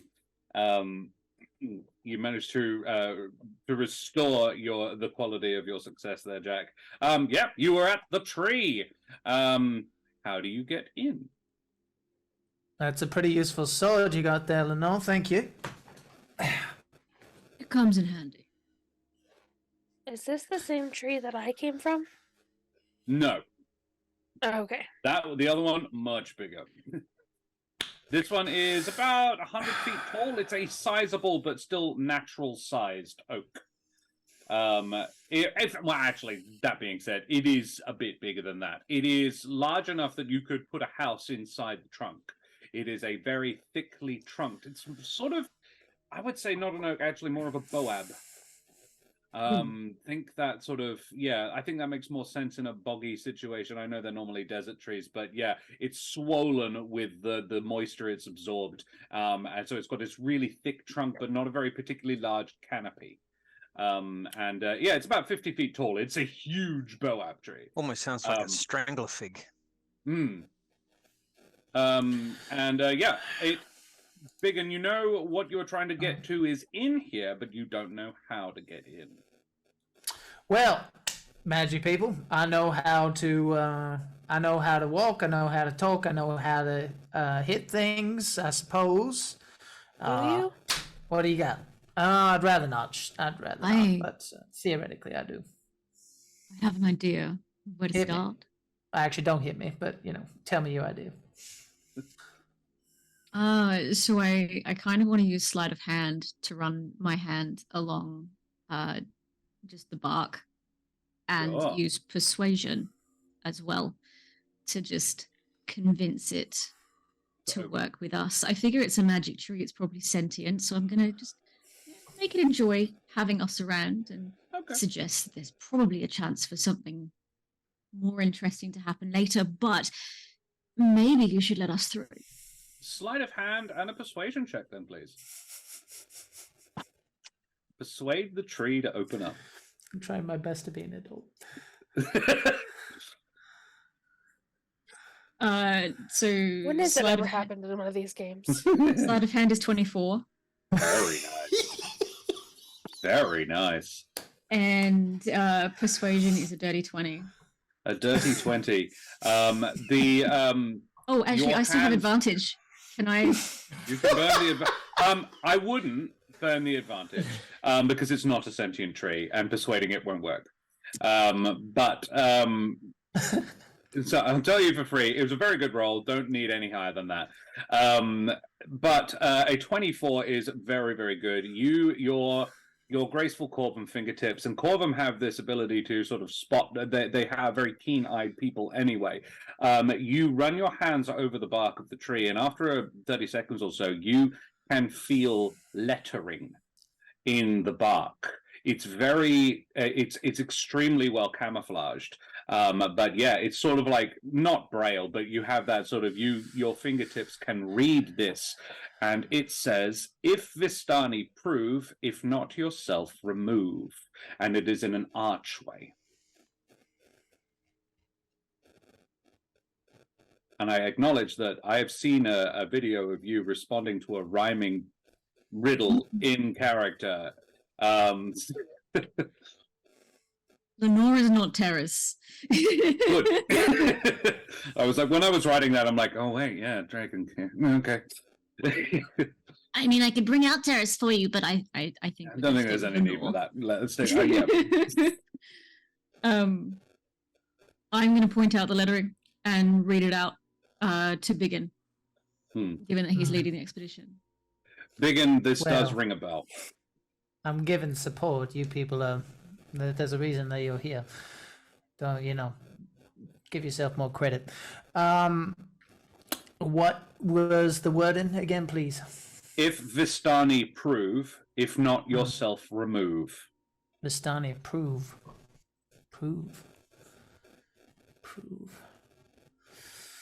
I'll go I up would to the assume that lettering. it's asking us to suggest, well, to If I am a have Vistani. Vistani with us.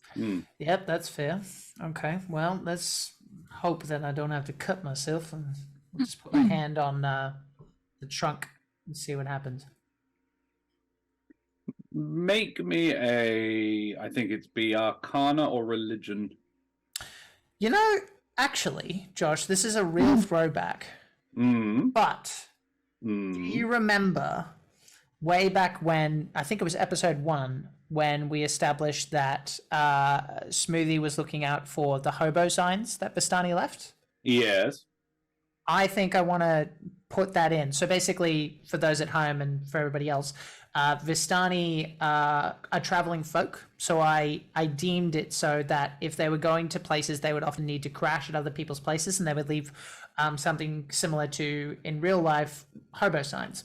So hobos in real life have this sort of code where they go to like a landmark or a sign or something like that, and different symbols mean this place is friendly, this place has good food, stay the fuck away from this place, the guy's a psycho, right? And so he will use the symbol for Vistani and friendly and just trace it with his stick. Yep. That's what he'll Very do. well. I love it. Yeah. The door sort of, there is an internal glow, and a doorway appears under the archway that these letters have formed. Pretty much where you drew this symbol. With your staff, I'm imagining, on the wood. Yes. And Deliberately not cutting into it, just kind of tracing. Being no, and it cracks open, and it creaks in just a little bit. And it's like you seeing it, all of you go, how the hell did we not see that before? It's perfect in the shape. And it cracks open. Well, I imagine that this is not going to be easy. So, Brundle, Yes. going in front. Well spoken, friend. Let's enter. Very well. In which case, yeah, you enter in. The tree is a good-sized boab, which grew here probably before the land swelled with water, yet it survives. Its branches reach well up over the swamp, and its trunk is thicker than a house. The ancient Vistani who first made these places were skilled magic users, and the way in is not simple, but Biggun figures it out with assistance. The door is in the wood of the trunk, and anyone who checks... No, we haven't done that. Within the What do you mean? Just a small thing. It's just a small thing you didn't notice. Within the trunk, you find a wide corridor that slopes up. So there's a small entryway, maybe 15 feet across, but a 10-foot wide corridor leads up and around to the left. It seems to follow the outside curvature of the trunk, basically just from the inside. The floor similarly is untreated wood. The walls are wooden and apparently more grown than carved, though the floor is worn smooth from foot traffic. In the ground, at the base of the slope, is a small pond, about the width of the corridor. And almost perfectly round. It is formed, it's almost perfectly circular, and it's full of water. Not hugely shocking. You're in a swamp. Then the corridor heads up and around. So either we can just go together, or Lenore. I know that you're somewhat good at keeping yourself safe, having a look around. I'm pretty good at finding the path. I mean, do you have any idea of where we should be heading? I'll be honest with you, it came to me in a dream, and so it's very foggy, but seems like I'm on the right track so far. My thought would be, since we're talking about a tree, try and head for the centermost point. That's probably a good place to start. But I think we'd all be happy aiming to... for the heartwood.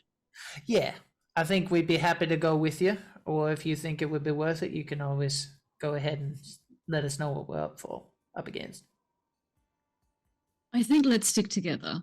I'm not exactly the toughest of birds, but sure, I can figure out where we're heading. You can. It is entirely possible to circumnavigate the pond without getting your feet wet. And the big question is: are you leaving your sheep friends behind? Didn't they say they wanted to come back? Yeah. They were keen to go with you. Biggun would know that the totems will be in here. However, the doorway through from one plane to another won't be. They wouldn't. Right, so we'd have to go back out the way we came anyway. Right. Yeah, I'll just say to Dahlia, if it's dangerous keeping the sheep in with you. Yeah. Could you let them know that we'll be back? Just to sit tight. Yeah. We'll wait for you. Okay. We'll wait for you, darling. You take care, all right? Don't let that one eat you. I won't. Trust me. Alrighty. So you head on up the passageway with Brundle in front, I assume, to take the hit. So the say what now? begins. What? You know what you're here for. Don't be a pansy on me. I wonder if there is a picture book of something like this being walking in a tray. All right, Brundle's got his shield on. He will pull out his what weapon did I end up going with? Sounds like you got a book deal. Dahlia, can you roll me a D100 and a D20, please? I did when I saw the message. Oh, good. I gotta say, this may be a good thing. This may be a bad thing. About 50% of them are awesome. That's how odds work. Yeah. Yeah. That's how gambling works. I got 1 on my D100. Yes. Yes. And On the 2 100. on my D20. Amazing. Oh. Oh no. Oh God. I told you. You recover all your expended spell slots. Have you used any spells there? I used one spell. Oh, that's right. Yeah. Yeah. Oh, okay. Yeah, as you walk through the door, the inherent magic of this tree, and you being a life elemental, you feel rejuvenated and reinvigorated. You know what? I'm even going to say that your color perks back up. Yay! Hey. Yeah. I just put one hand on Bits. Nope. She's still a sheep, right? But she's like a rainbow now. Yeah. Rainbow candy. Rainbow candy. I'm a hot pink feathered sheep. You reckon this one's a spicy flavor one, Lenore? I heard them chilies be real hot. I'm pretty sure this one will bite back. Oh. You know how to ruin the fun, Lenore. You head on up the tree. As the slope begins to rise, a welcome mat made of woven rushes has been placed on the floor that visitors may wipe their feet. After about half a rotation, halfway around the tree, there is a window in the outer wall. Please don't blink at us. Please don't blink at us. Please don't. It's blink just at one us. window. Oh, that's and good. it's very small. It's only sort of half a foot. Still be it a is- Cyclops mimic. It is formed of a knot in the tree, but there is glass in it. So not a very good exit or entrance point, and it's what you didn't notice before. However, so that's on the far side of the tree as you've gone up and around, and as you come back around again, you after a full rotation or another half rotation, there is a large painting on the inside wall. It is a Vulpin woman, a fox folk. It has a plain brown frame, and its value is not particularly high. In fact, Lenore would be able to say almost exactly what it is because she's a Corvum. It would be worth 8 gold pieces. Other than its lack of value, well, a lack of monetary value, does it appear to have any other value to being here? It's unusual. It is photorealistic, which is it's clearly a skilled artist did it. But the really odd thing about it is the framing of the subject. The focus is clearly on the Vulpin's ear, and from which is dangling a large red ruby. The Vulpin with the red earring. Yeah, that's... Well, Brundle's not going to worry too much about the picture. Keep moving along slowly. Sure. One of the others can look at it if they need be. Hang on, Bundle. Does this ring a bell to either of us? You can religion-wise? all make history or religion checks. You can make any checks you like. Fizzle Spike wants to go back to that little window thingy and just try to see through it. Yeah, you have a look through. Make a perception check. Okay. And the 11. How do we do? Shout our numbers out. What were you rolling? 6 on religion. He Doesn't ring any bells. So I have... It's not typical of Vistani artwork. She's the lady in the picture is not a Vistani. Yeah. Any Vistani artwork would have a lot more flourish to it. Yeah. Okay. Lenore? Sharp mind, I'm able to accurately recall with perfect clarity anything that you've seen or heard within the past month. Sure. So in all of the research that we've done with Biggun before this, would I have come across any mention? None at all. It doesn't seem in any way relevant, nor are you familiar, and I feel like you're a fairly classy, cultured lady. You're not familiar with the artwork, the artist, or the artist's style. What about the ruby? Because it's shiny. The ruby... And it's something that Lenore is very interested in. The ruby is a beautiful earring. It is a beautiful piece. If it was a physical object, you would very much wish to possess it. If it's one of a pair, it would probably be worth in the region of 500 gold pieces. It's a big ruby. But it is simply a red earring.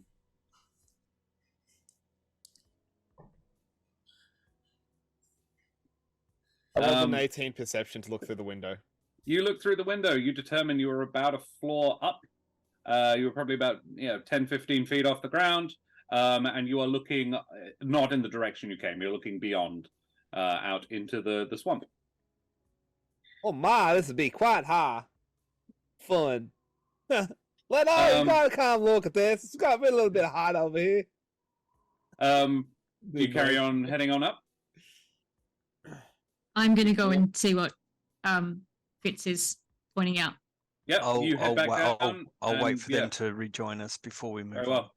Yeah, it's not a surprising vista. Nothing particularly special. I'm just Oh, Fizz, shall we go? Yeah, all right, okay. I don't know why you put up with me all the time. It's so fancy. Fun. I think you just hear a chuckle because Biggun doesn't have as big ears as his eventual grandson, but he can hear fairly well. Just goes. Yeah. Brundle looks around. Brundle looks around just to make sure Vander hasn't wandered off. He's sort of like just like tracing his like claw through the grooves of the bark. Interesting. Vander, you can make me a perception check. Don't do it. He is unbelievably imperceptive, but he got a 13. That's all right. Don't worry, you don't notice anything. Fuck me. The tree's a mimic. I love it because as soon as I introduced it in, I was like, even if no one else buys them, you guys will be spooked forever. I know. Yeah. So great. And yet. You carry on up the tree? Guess so. Once everyone's rejoined us, and Brundle will be like, "Oh, are we ready?" After about another half All right. rotation, you encounter a welcome mat made of woven rushes placed in the middle of the passage, for which you should be able to wipe your feet on. Brundle steps Another over one? it. It looks like pretty much the exact same one. Keen Are we mind going would in determine circles? it's exactly the same one. It's the same one, Lenore. We've come in a Like- circle. Can I make This is the same map. Can I make a survival check to see if it has been trodden on within the last 2 to 3 you may. minutes? Yeah, absolutely. 16. Definitely. There is wet mud on it. Our tracks. Yes. Did anybody wipe their feet on it before? I don't think we did. Yeah, it's on the way for that. Sorry. Why don't we try? Okay. I've been doing that the whole time. Are you dirty people just tracking mud into someone's home? Brundle- I mean, the Brundle would have difference done between it. walking past it and over it and actually stopping to wipe one's feet. Yeah. I have hooves. It doesn't work as well. You just give it a Still tap, have it? yes? I'm You still, still a have it on your surface. Yeah. Fizzspark takes off the bog boots that he made, that we all seem to still be wearing. My mama told me you gotta leave your shields at the door too, so I'm gonna put them over there, and wipes his talons on the mat. Thank you, Lenore. I may have Yeah. forgotten. I'm going to wipe my Brundle feet. will wipe his feet on it. Very well. You all wipe your feet on the welcome mat. And continue. Yeah. We'll I look to go. see Go if the there's opposite anything way. that's changed. Ooh, okay. So Dahlia wants to go the opposite way. And Lenore is looking for anything different. When you say the opposite way, Dahlia, are we walking backwards or will we just turn around? both. Well, there's one or the other. Are we turning around or are we walking backwards? Well, to walk backwards, one Well- must turn around. Yes. No, I mean we can do this. We're walking backwards the way we came. So we're turning around. Cool. That's fine. Yes? Or are you saying Okay. we're walking with our back? We're walking with our back where we just Right. came from. Okay. Gotcha. Okay, so You're like this. You're all Yes. walking back. Okay. Okay. And you're going to Uh-huh. walk backwards down the corridor. Sure. Correct. Okay. What What we got to complete- lose? You complete about a half rotation and you walk back past the painting. Do you keep going? Has the painting changed? No, the painting Yeah. has not changed. It is exactly the same. Having Lenore with you is very handy because I can just say, "Yep, no, it's exactly the same," and she can confirm. Can I obviously I don't have hands at the moment, but with like my head, can I shove my head behind the painting, or is it like a painting on the wall? Is it directly on the wall, or is it? Oh, it's hanging, Okay, can I shove my head behind it? Is there anything behind it? just wall. Okay. It is hanging on the rope. It's a well-made string holding it up, and there is a hook is actually just a piece of branch that is sticking out, but it's been cut off and it's just a very functional hook. Minecraft logic. Yep, nope, there does not appear to be anything behind it. Do y'all continue? I mean, did I find anything different up the top before we left? No, it seemed to be just the path continued Yep. up and around. That is what you have seen pretty much this entire time, but you came across the same welcome mat. Okay, then no, I'm going to continue testing Dahlia's theory. Very well. Matt, can you draw that card, please?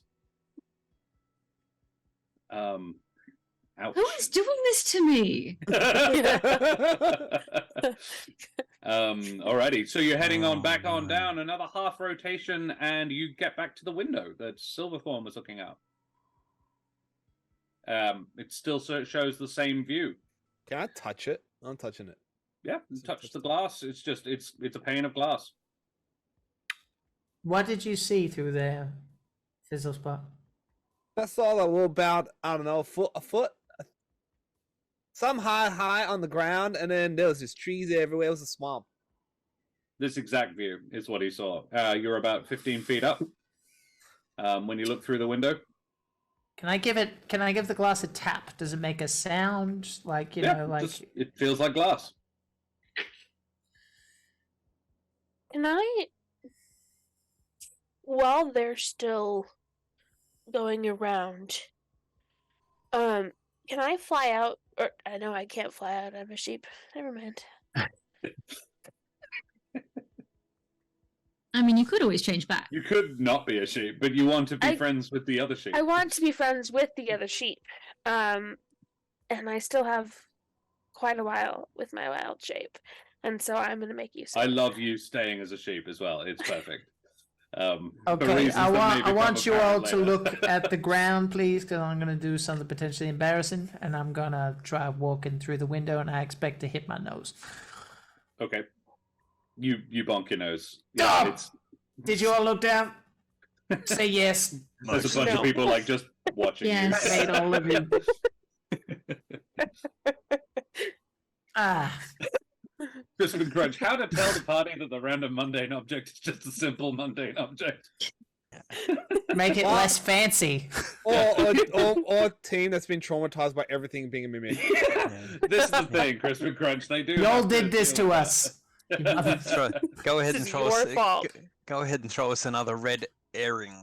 Red earring. Yeah, I'm proud of that. Matt one, is thank ready you. for the card reading. What do you Matt is think? ready Randall for it. walked Let's have past it. Yeah.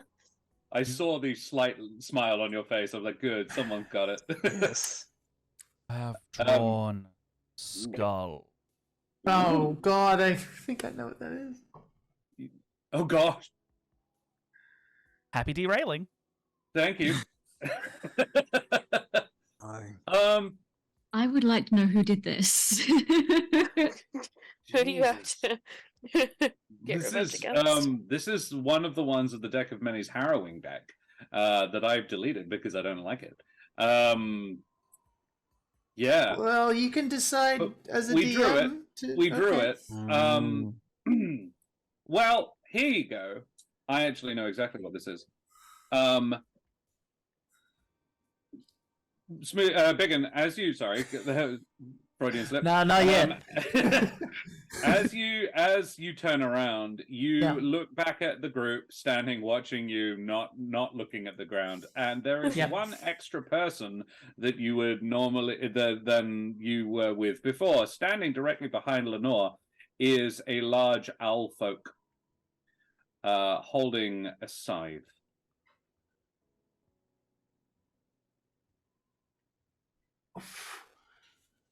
Is it him?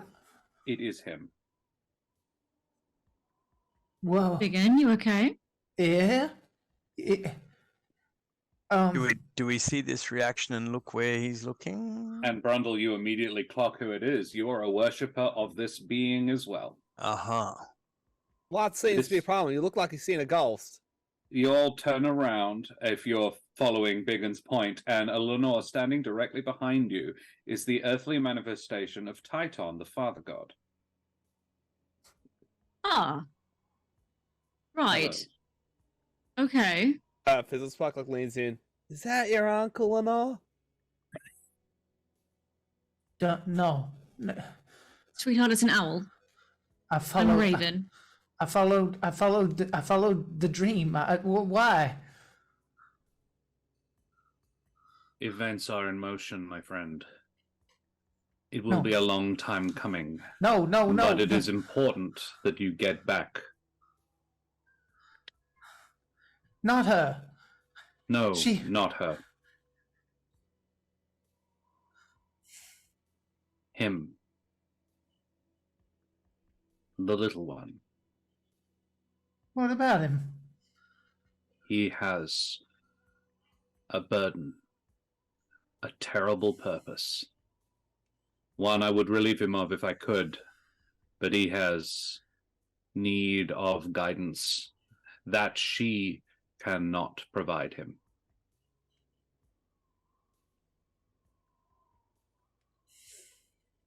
Yeah. Yeah, of course. You have a good heart, Biggun. I'm sorry to be the bearer of such bad news. Just give him time. Give him time to be a child. That's all I ask. You have that power. I can only guide. You know my limits. You know my strength there is not what it is here. To the rest of you, I thank you for your assistance to my friend, Brundle. And he nods slightly to Brundle. And then he turns to the sheep and says, make a left at the spar of light. You'll find your way home.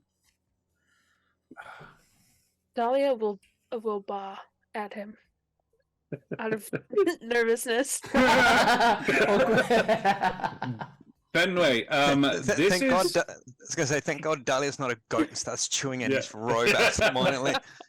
So, you have all just encountered an Amaranthine. Amaranthines in this setting are essentially deities. They are lesser gods. Think Thor and Odin, but where there is a larger, heavier duty pantheon above that. In the Chinese tradition, they would be Tao, Shen rather. In the Taoist tradition, he is one of the more powerful ones, and he just gave you directions back to the plane of life, because they exist on the elemental planes. They are essentially very powerful elementals, and with that he says, "You want to go up," and turns and leaves. That's what we were trying to do. In a wisp of feathers and smoke. Oh. Dahlia would like to try and walk up the wall. Yes, that's me. You walk up the wall as a sheep? Yes. How? As in, you don't have any special ability to do so. No, she just wants to try it. Okay, You straight up can't. The wall is Okay. it's gently curved. It's not a square corridor. It has Perfect. a gentle curve to it. So you get to about, I don't know, 2 feet off the ground, and you just your cloven feet cannot clove any further. So yeah, you slide back down. Yeah. He said go up, so that was she literally just turned around and tried That's to fair. walk up the wall behind her. That's fair. That's fair. Who was he talking about? Who is she and who is he? And what do we need to know? I dreamed that my grandson was going to be born. I have not had a relationship with my son for some time. He has made choices that I don't agree with. He has found someone that is a danger to herself. And Titon has said that my grandson is the one that he wants trying to stop Strahd. He is a powerful lord of undeath, what we call a vampire, and is why I left. Lenore, on the ground at your feet is a feather. A black feather of, and you would spot immediately, this is one of Titon's.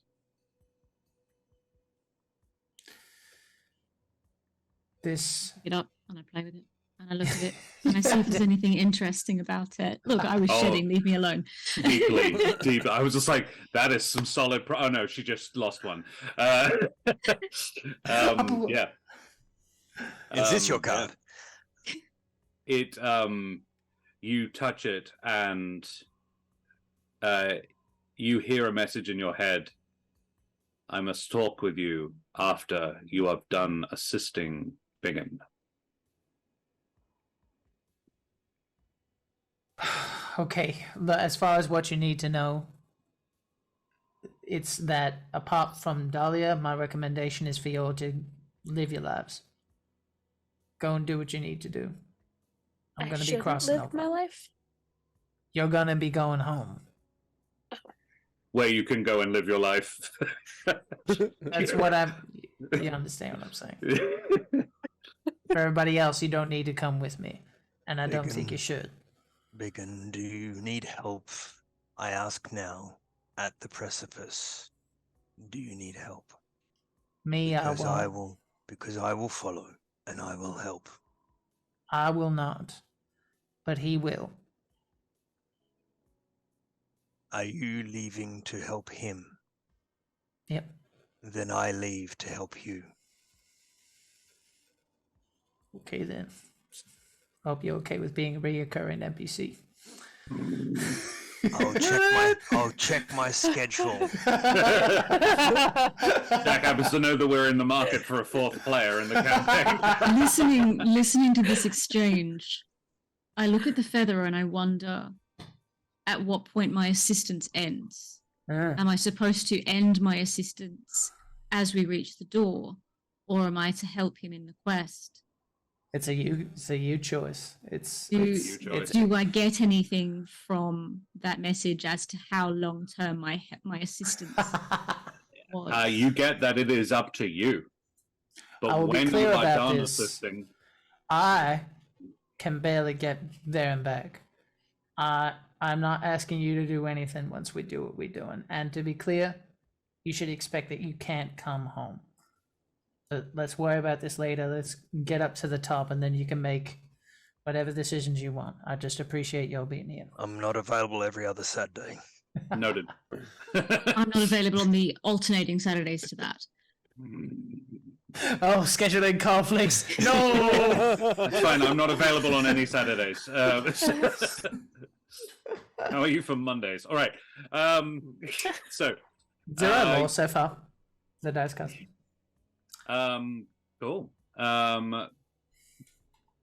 What do? You keep on going up the corridor? He said go go back up. down? Can I try to run up the You wall, can. Matrix style? Yeah, up the wall, Matrix style. Yeah.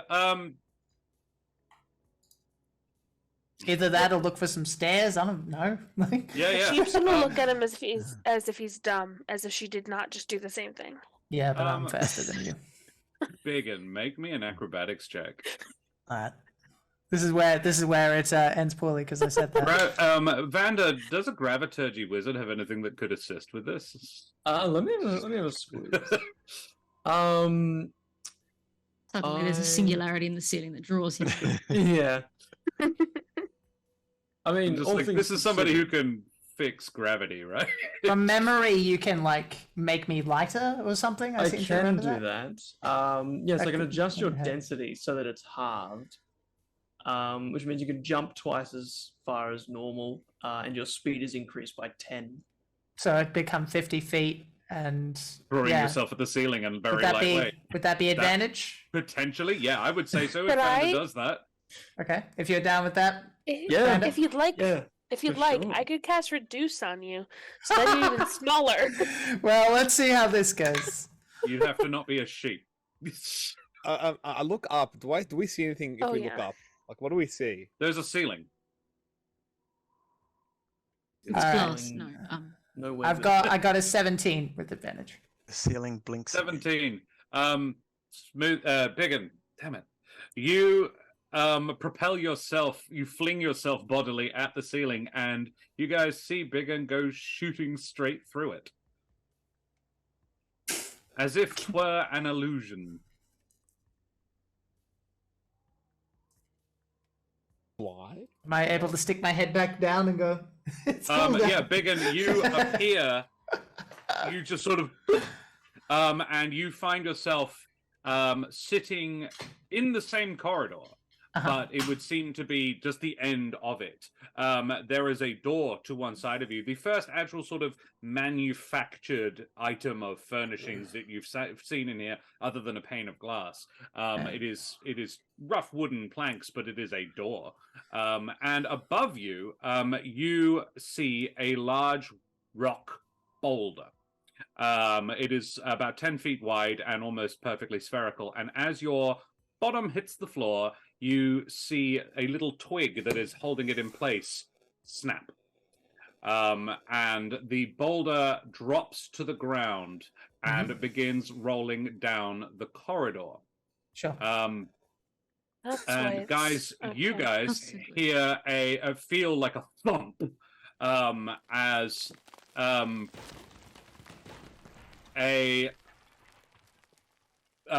something large seems to hit the corridor as above you, and you can hear this sort of rumbling noise coming towards you. Yeah. Snakes. Ooh. Vyrse, can you roll me a D20 and a D100, please? I think it's a perfect time for this to happen. That's very dangerous. Burn the So boulder. this time it was a 4 on the D20, Oh, Nice. that's a moderate. and a 51 on the D1. 51. Okay.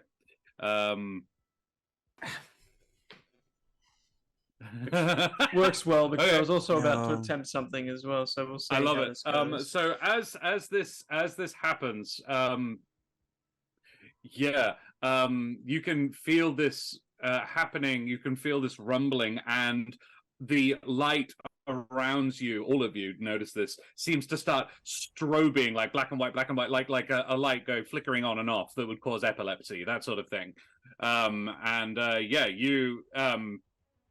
As this rumbling noise gets worse, Biggun, you have seen what is coming. You don't know how far away from them you are, but you think no more than, well, you're not very far away from them. You can hear them. Let's put it that way. Sure.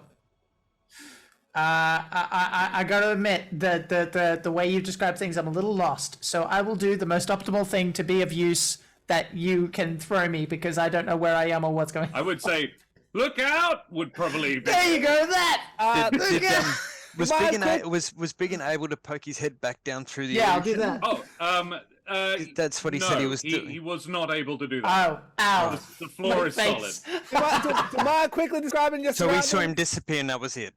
So Big you're in a boulder. 10-foot wide, roughly circular corridor, down which a 10-foot wide, roughly spherical ball is rolling rapidly. Well, what's Big around boulder coming you? your way. I would assume that my sword is pinging. Yes. Yeah. Quick, Biggun, describe Warning, your surroundings warning, Will in Robertson. detail. Boulder going down towards you. Get ready. Around you, sir. What's around you right now in detail? Quick. I will explain all of that in. No, I need it now. Like this, and then I explain what I see. Biggun, okay. Can I you have make grabbed me Fizz, and I've gone like this to everybody else. All right, I need to know what this detailed description is, and I have an idea. Josh. Yes. I love this. It's an excellent idea. Jack, Yes. can you make me a... What check would you do to rapidly describe this room as quickly as possible? Perception? To get a good description of exactly where you are? Yeah, I think so. Yeah, that Okay. makes sense. Make me a perception check. Please, All right. It's cocked. Fucking hell. 17. A 17. Yeah, it's a pretty good description, Silverthorn. I quickly grab Lenore's hand The and I folder is rolling towards you. Like Tolkien's, like the dew on the window. can be okay. I'm about to do something. I just grab Lenore's hand, dimension door to the place where I think he's saying, based on the visualization, because I can dimension to a place through visualizing the area. So, Yep. dimension door up. You successfully dimension door. How many people can you take? All right. You can bring. You must bring one willing creature of your size or smaller who's carrying gear. So Lenore's probably. Lenore's blamped with you. the one. Yeah. Yeah. Leaving Brundle, Vander, and Dahlia looking at this boulder. So can we see or know what's coming? We can see You it. can feel it coming. Yeah, when it comes around the corner, you've got about 5 seconds. So like a round to do something once we see it. Yes. Okay. You can, I have an- however, run away from it, giving I yourself have an time. idea. I have an idea. Okay. Let me know when you'd like me to extrapolate on this idea. What is your idea? Okay. Soon as Brundle realizes what the rumbling is, and it's this boulder rolling down, basically pinball style at us, he is going to use Channel Divinity to cast Nature's Wrath on himself. It says, as an action, you cause spectral vines to spring up and reach for a creature within 10 feet that you can see. The creature must succeed on a strength or dex saving throw, its choice, or be restrained. But what I'm trying to try and do with it is basically cast restrain. Well, it has to be on a creature, not a thing. I was going to do it on myself and basically brace for impact before it hit anyone else. Okay. I like that better. That's much cooler. And self-sacrificial. Love it. You do that. Dahlia, you had an idea? Sacrificial. I So- do. Let me know if you want descriptors. More. So the question is, how much room do I think is there going to be? Is there going to be at least a couple of inches? There'll be a couple of inches. Okay, so I am going to try and cast Reduce on Vander, and then It has to be but on a I'm creature, doesn't it? yes, I'm. Can't What? turn it on a boulder. Can you reduce the boulder? Right. I was going to no, say. it has to be on a creature. Yeah. But I'm leaving sheep form for now. Oh, it's happened. There it is. I have You've got another one. another.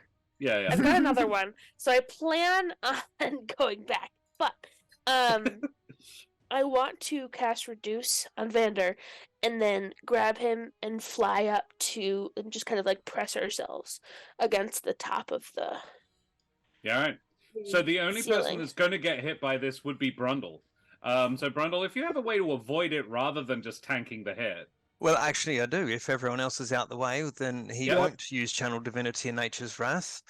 Because he has seen further up the staircase before the boulder came down, he will use a spell, a bonus action spell, a lovely little handy thing called Misty Step. Boom! Boom. Yeah. Boulder comes up, gonna get you. Boop. Then it does not. You misty step past it. All 5 of you dodge it. Very nicely done. you have succeeded in avoiding my boulder trap. Well done. And you guys get to the top. Silverthorn and Lenore just sort of straight up appear there. Wow, that was a close one. Afterwards, you guys have to travel no more than about 20 feet to catch up. Are we okay? Are we hurt? It is apparent that you this time around, when you head back up, you do not encounter the welcome mat. It is like the entire space has condensed down a little bit. The distance between the window and the painting is now only a quarter of the way around the buck, not half.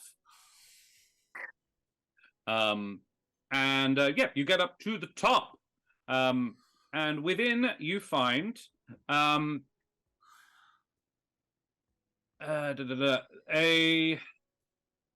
small but respectable stockpile of goods and equipment.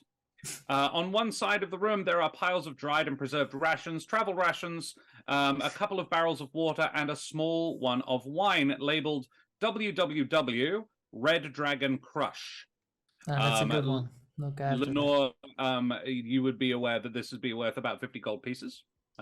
Big barrel of wine. Along the other wall is a collection of weapons and armor, mostly lighter stuff, but there is a well-made, as in +1 warhammer, and a very finely made suit of studded leather, suitable for bird folk, which is also a +1 suit. There is also 2 chests, which are locked. Leno. Well, I'm going to take a leaf out of the chat from earlier, and I'm going to run my hand gently along one of the chests and see if it blushes. Neither do. However, standing in the middle of the room, nibbling on a piece of travel ration, is a sheep. One of the ones from earlier, or another one? No. A new one. This one, it has dark fur, like sort of black wool. Oh, like I did earlier. Yes. I look at Dahlia and I raise my eyebrows. I go back into sheep form. And you try to talk to it as a sheep? Oh, absolutely. Yeah. Let me just check. I'm gonna get really close to it, by the way. Smart. Interesting. You do that. Definitely something you should do. And as it matters, and as it does, its mouth splits into this enormous gaping maw, and its tongue lolls out, and it says "bah." Both. Oh And dear. yeah, it says, "What you?" Not food. Not food. Not food. Friend. Friend. What is? That's a fish, not a sheep. Fairy sheep. Fairy sheep. Varamu. Oh no. You've just received a Had to blood happen. magic surge. Please make me a D100 and a D20. Is this a mimic that's been wild surged into a sheep, or am I just reading far too deep into it? Technically Everything's a mimic. speaking, mimics can't be animals, but I've decided otherwise. I disagree. Mimics it. They go, I'm gonna get him. I'm gonna get you. I'm gonna get you. Oh dear, oh dear. 16 for the 100 Uh-huh. and 12 for the D20. Oh, okay.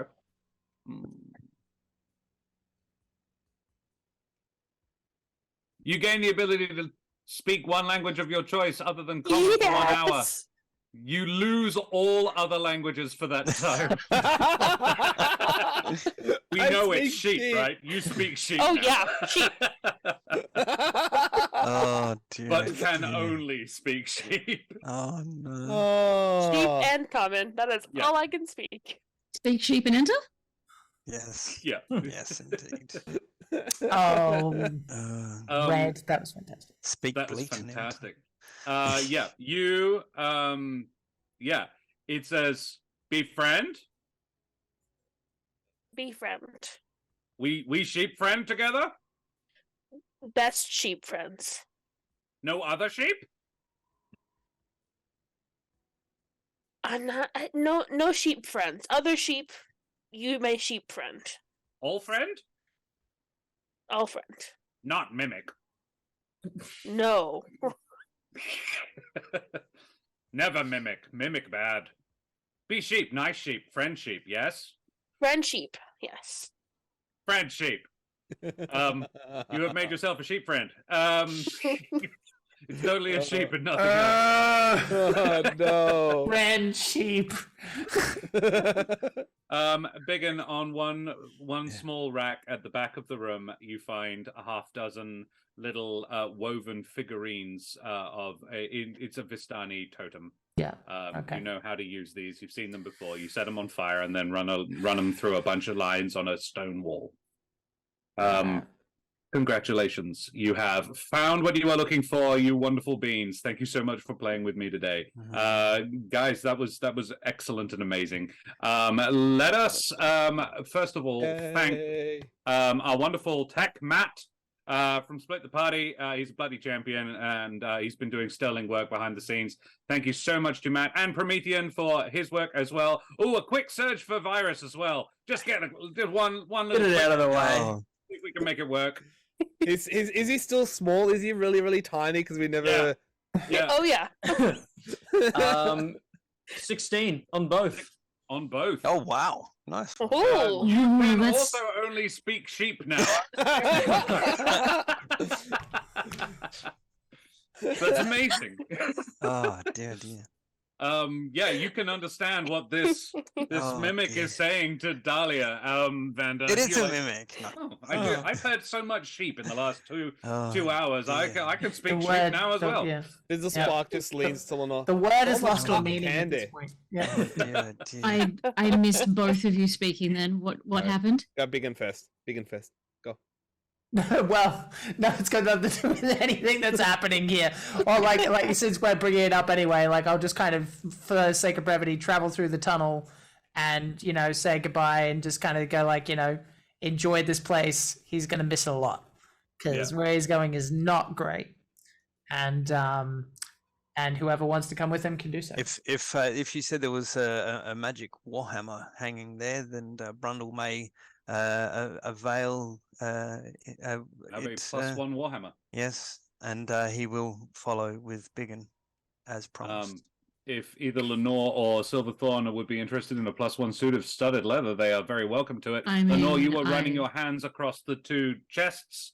Mm. One of them contains Fizz was saying something Oh, as yes. well as Jack. something about so- cotton candy, I think. All the cotton candy. Well, just look at him. Within one you find 300 gold pieces, Nice. and Nice. in the other a trio of health potions and a potion of water breathing. Ooh. All of this is going to go into my little bag. Are you going to share it with anybody, or are you I'm going just to tell everybody that I have it and it's in safekeeping, and that we can divvy it up once we are. a And I look long at the way sheet away from you guys? And I say, safe. Yeah, valid. Splendid. Alrighty, then we will pop an end to it there. I have a Goodbye. post-credit scene, but we will do that at the very, very end. Oh. It's a Marvel movie. Let's go. It is, yes. You've got to stick around to the very end. So,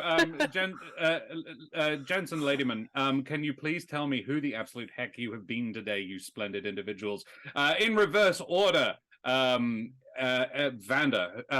Vyrse, who the absolute heck are you? Where can we find you? Yes, once again, I'm Vyrse or Vyrse, whichever you prefer. And I honestly don't have any socials to hand out here. I have just been here for the fun of it. Nothing to plug, nothing to promote. Hashtag lurk. Yeah. But that was your first game, though, right? This was my first charity game. It was a lot of fun. So thank you Welcome all for to the having world. me. This has been One an of us. absolute pleasure. And it's been a pleasure meeting you all as well. Yeah. Splendid.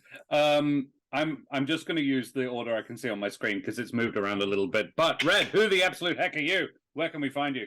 I am Dragon Kier. You can call me Dragon or Red. I'm a variety streamer under Dragon Kier on Twitch. Read the spelling, don't listen to the phonetics. I do anything from cozy games to first-person shooters. I do a lot of photo mode. I do crochet, and I play D&D 5th edition sci-fi cross fantasy every second Saturday. Tomorrow is our next game over on my channel. I have been twice in Jaspers this week, and I've been I pop up in random streams around the internet. I've probably got something coming up with Matt and Split the Party, hopefully soon. Awesome. Thanks to an incredibly chaotic Teens in Space game on Tuesday. But yeah. Teens in Space is the best. If you like a goth wheelchair photographer, follow me. I'm around. Who doesn't? I know I do. We have a bearded dragon. Baby. Fenway, who the absolute heck is this? And you? Who are you as well? Well, I am Fenway Jones, also known as Fenway the Teen DM on Twitter. Still pending a change. That doesn't sound like bar. Yes, please do the sheep. Please do it as a sheep from LB. I mean, technically, this isn't Dahlia who's doing it. But yes, I was asked to do the outro in sheep. I'm not quite sure that I could get the information across needed. But I will note that Dahlia would be very insistent that her new best sheep friend came with her to her home. The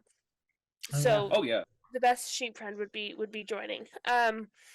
But this is. You have 3 sheeps and a mimic you're taking back to the life plane. Yes. We belong.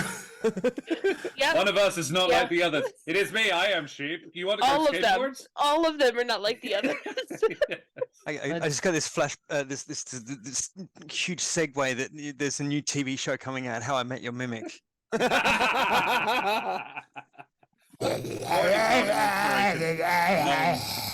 Splendid. Thank you so much for joining us today, Fenway. That's been amazing. And who is your little friend? This is Simber. He is shedding his head right now, but he says hi.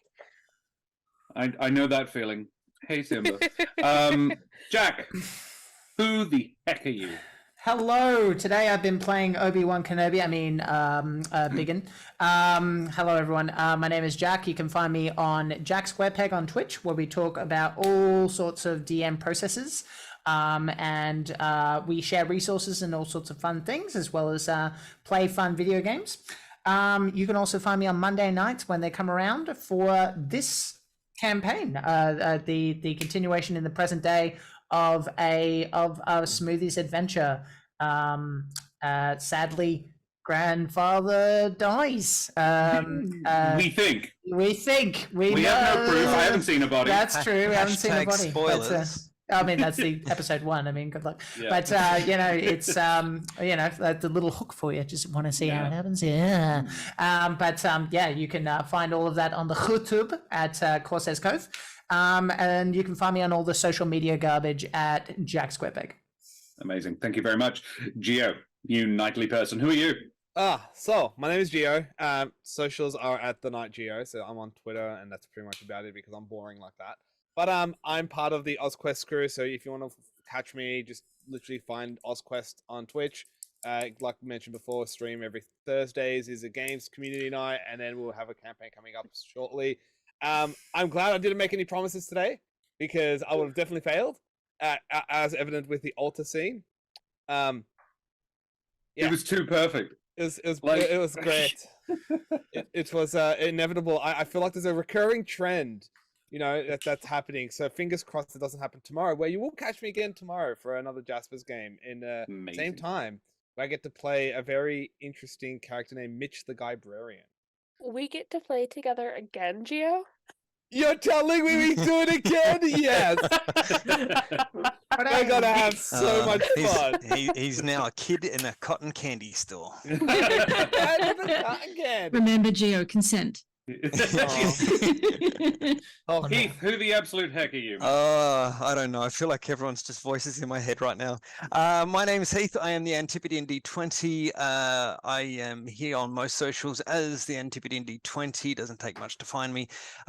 Based in Adelaide, I love to promote and represent Australian and New Zealand gameplay and game design and international gameplay and game design when it tickles my fancy, and let's be quite honest, most of it does. It has been an absolute pleasure to play with you fine folk today, and to bring about a canon in Josh's Humblewood game that there is a local mimic plague about. A little bit, yeah. I'm okay with it. It actually makes sense that it's happening in the Winnowing Reach. It's the only sort of place in the wood that would make sense. And Madame and Monsieur, Dame und Herren, and beings of indeterminate gender of persuasion, I have been Josh the Pirate. It has been an absolute joy, pleasure, and honor to be running Humblewood for you guys this morning. I can be found on my channel, Corsair's Cove, where we play TTRPGs. I run games in the Humblewood world. This was the 105th game in that setting. It is a fairly large campaign at this point, and we are now up to 35 player characters set in the world as well, which is very, very cool. This could be considered an audition, and you all passed. Great job. Yeah. If you like my majestic Jack, voice, we're gonna need you to. If you like my majestic voice, but you think I could stand to turn the face down a bit, you can check me out in the podcast There Be Dragons, where I play the infamous and deadly pirate Scan Feldspar and his little dragon Crush. And you can find me on all the socials at Corsair's Cove or some variation of that. I'd like to thank Matt, Promethean, John, and Saz from Meeples and Dragons, you bloody champions, and all of our sponsors. Thank you so much. You've been amazing. The chat has been fantastic. The mods and everybody, you're all amazing and great. We will be back very shortly for another game. How exciting. Matt, take it away. Tell us who you are and what are we doing next? Oh, geez, I didn't expect to have to do something. Oh, yeah, we've got another game with wonderful Bob Hartley coming up next, but I will take us over to the next screen because that's all I have planned to say. All right, see you later, everybody. Say goodbye, everybody. Say goodbye. There's still 5 more games. Have fun. Still 5 more games.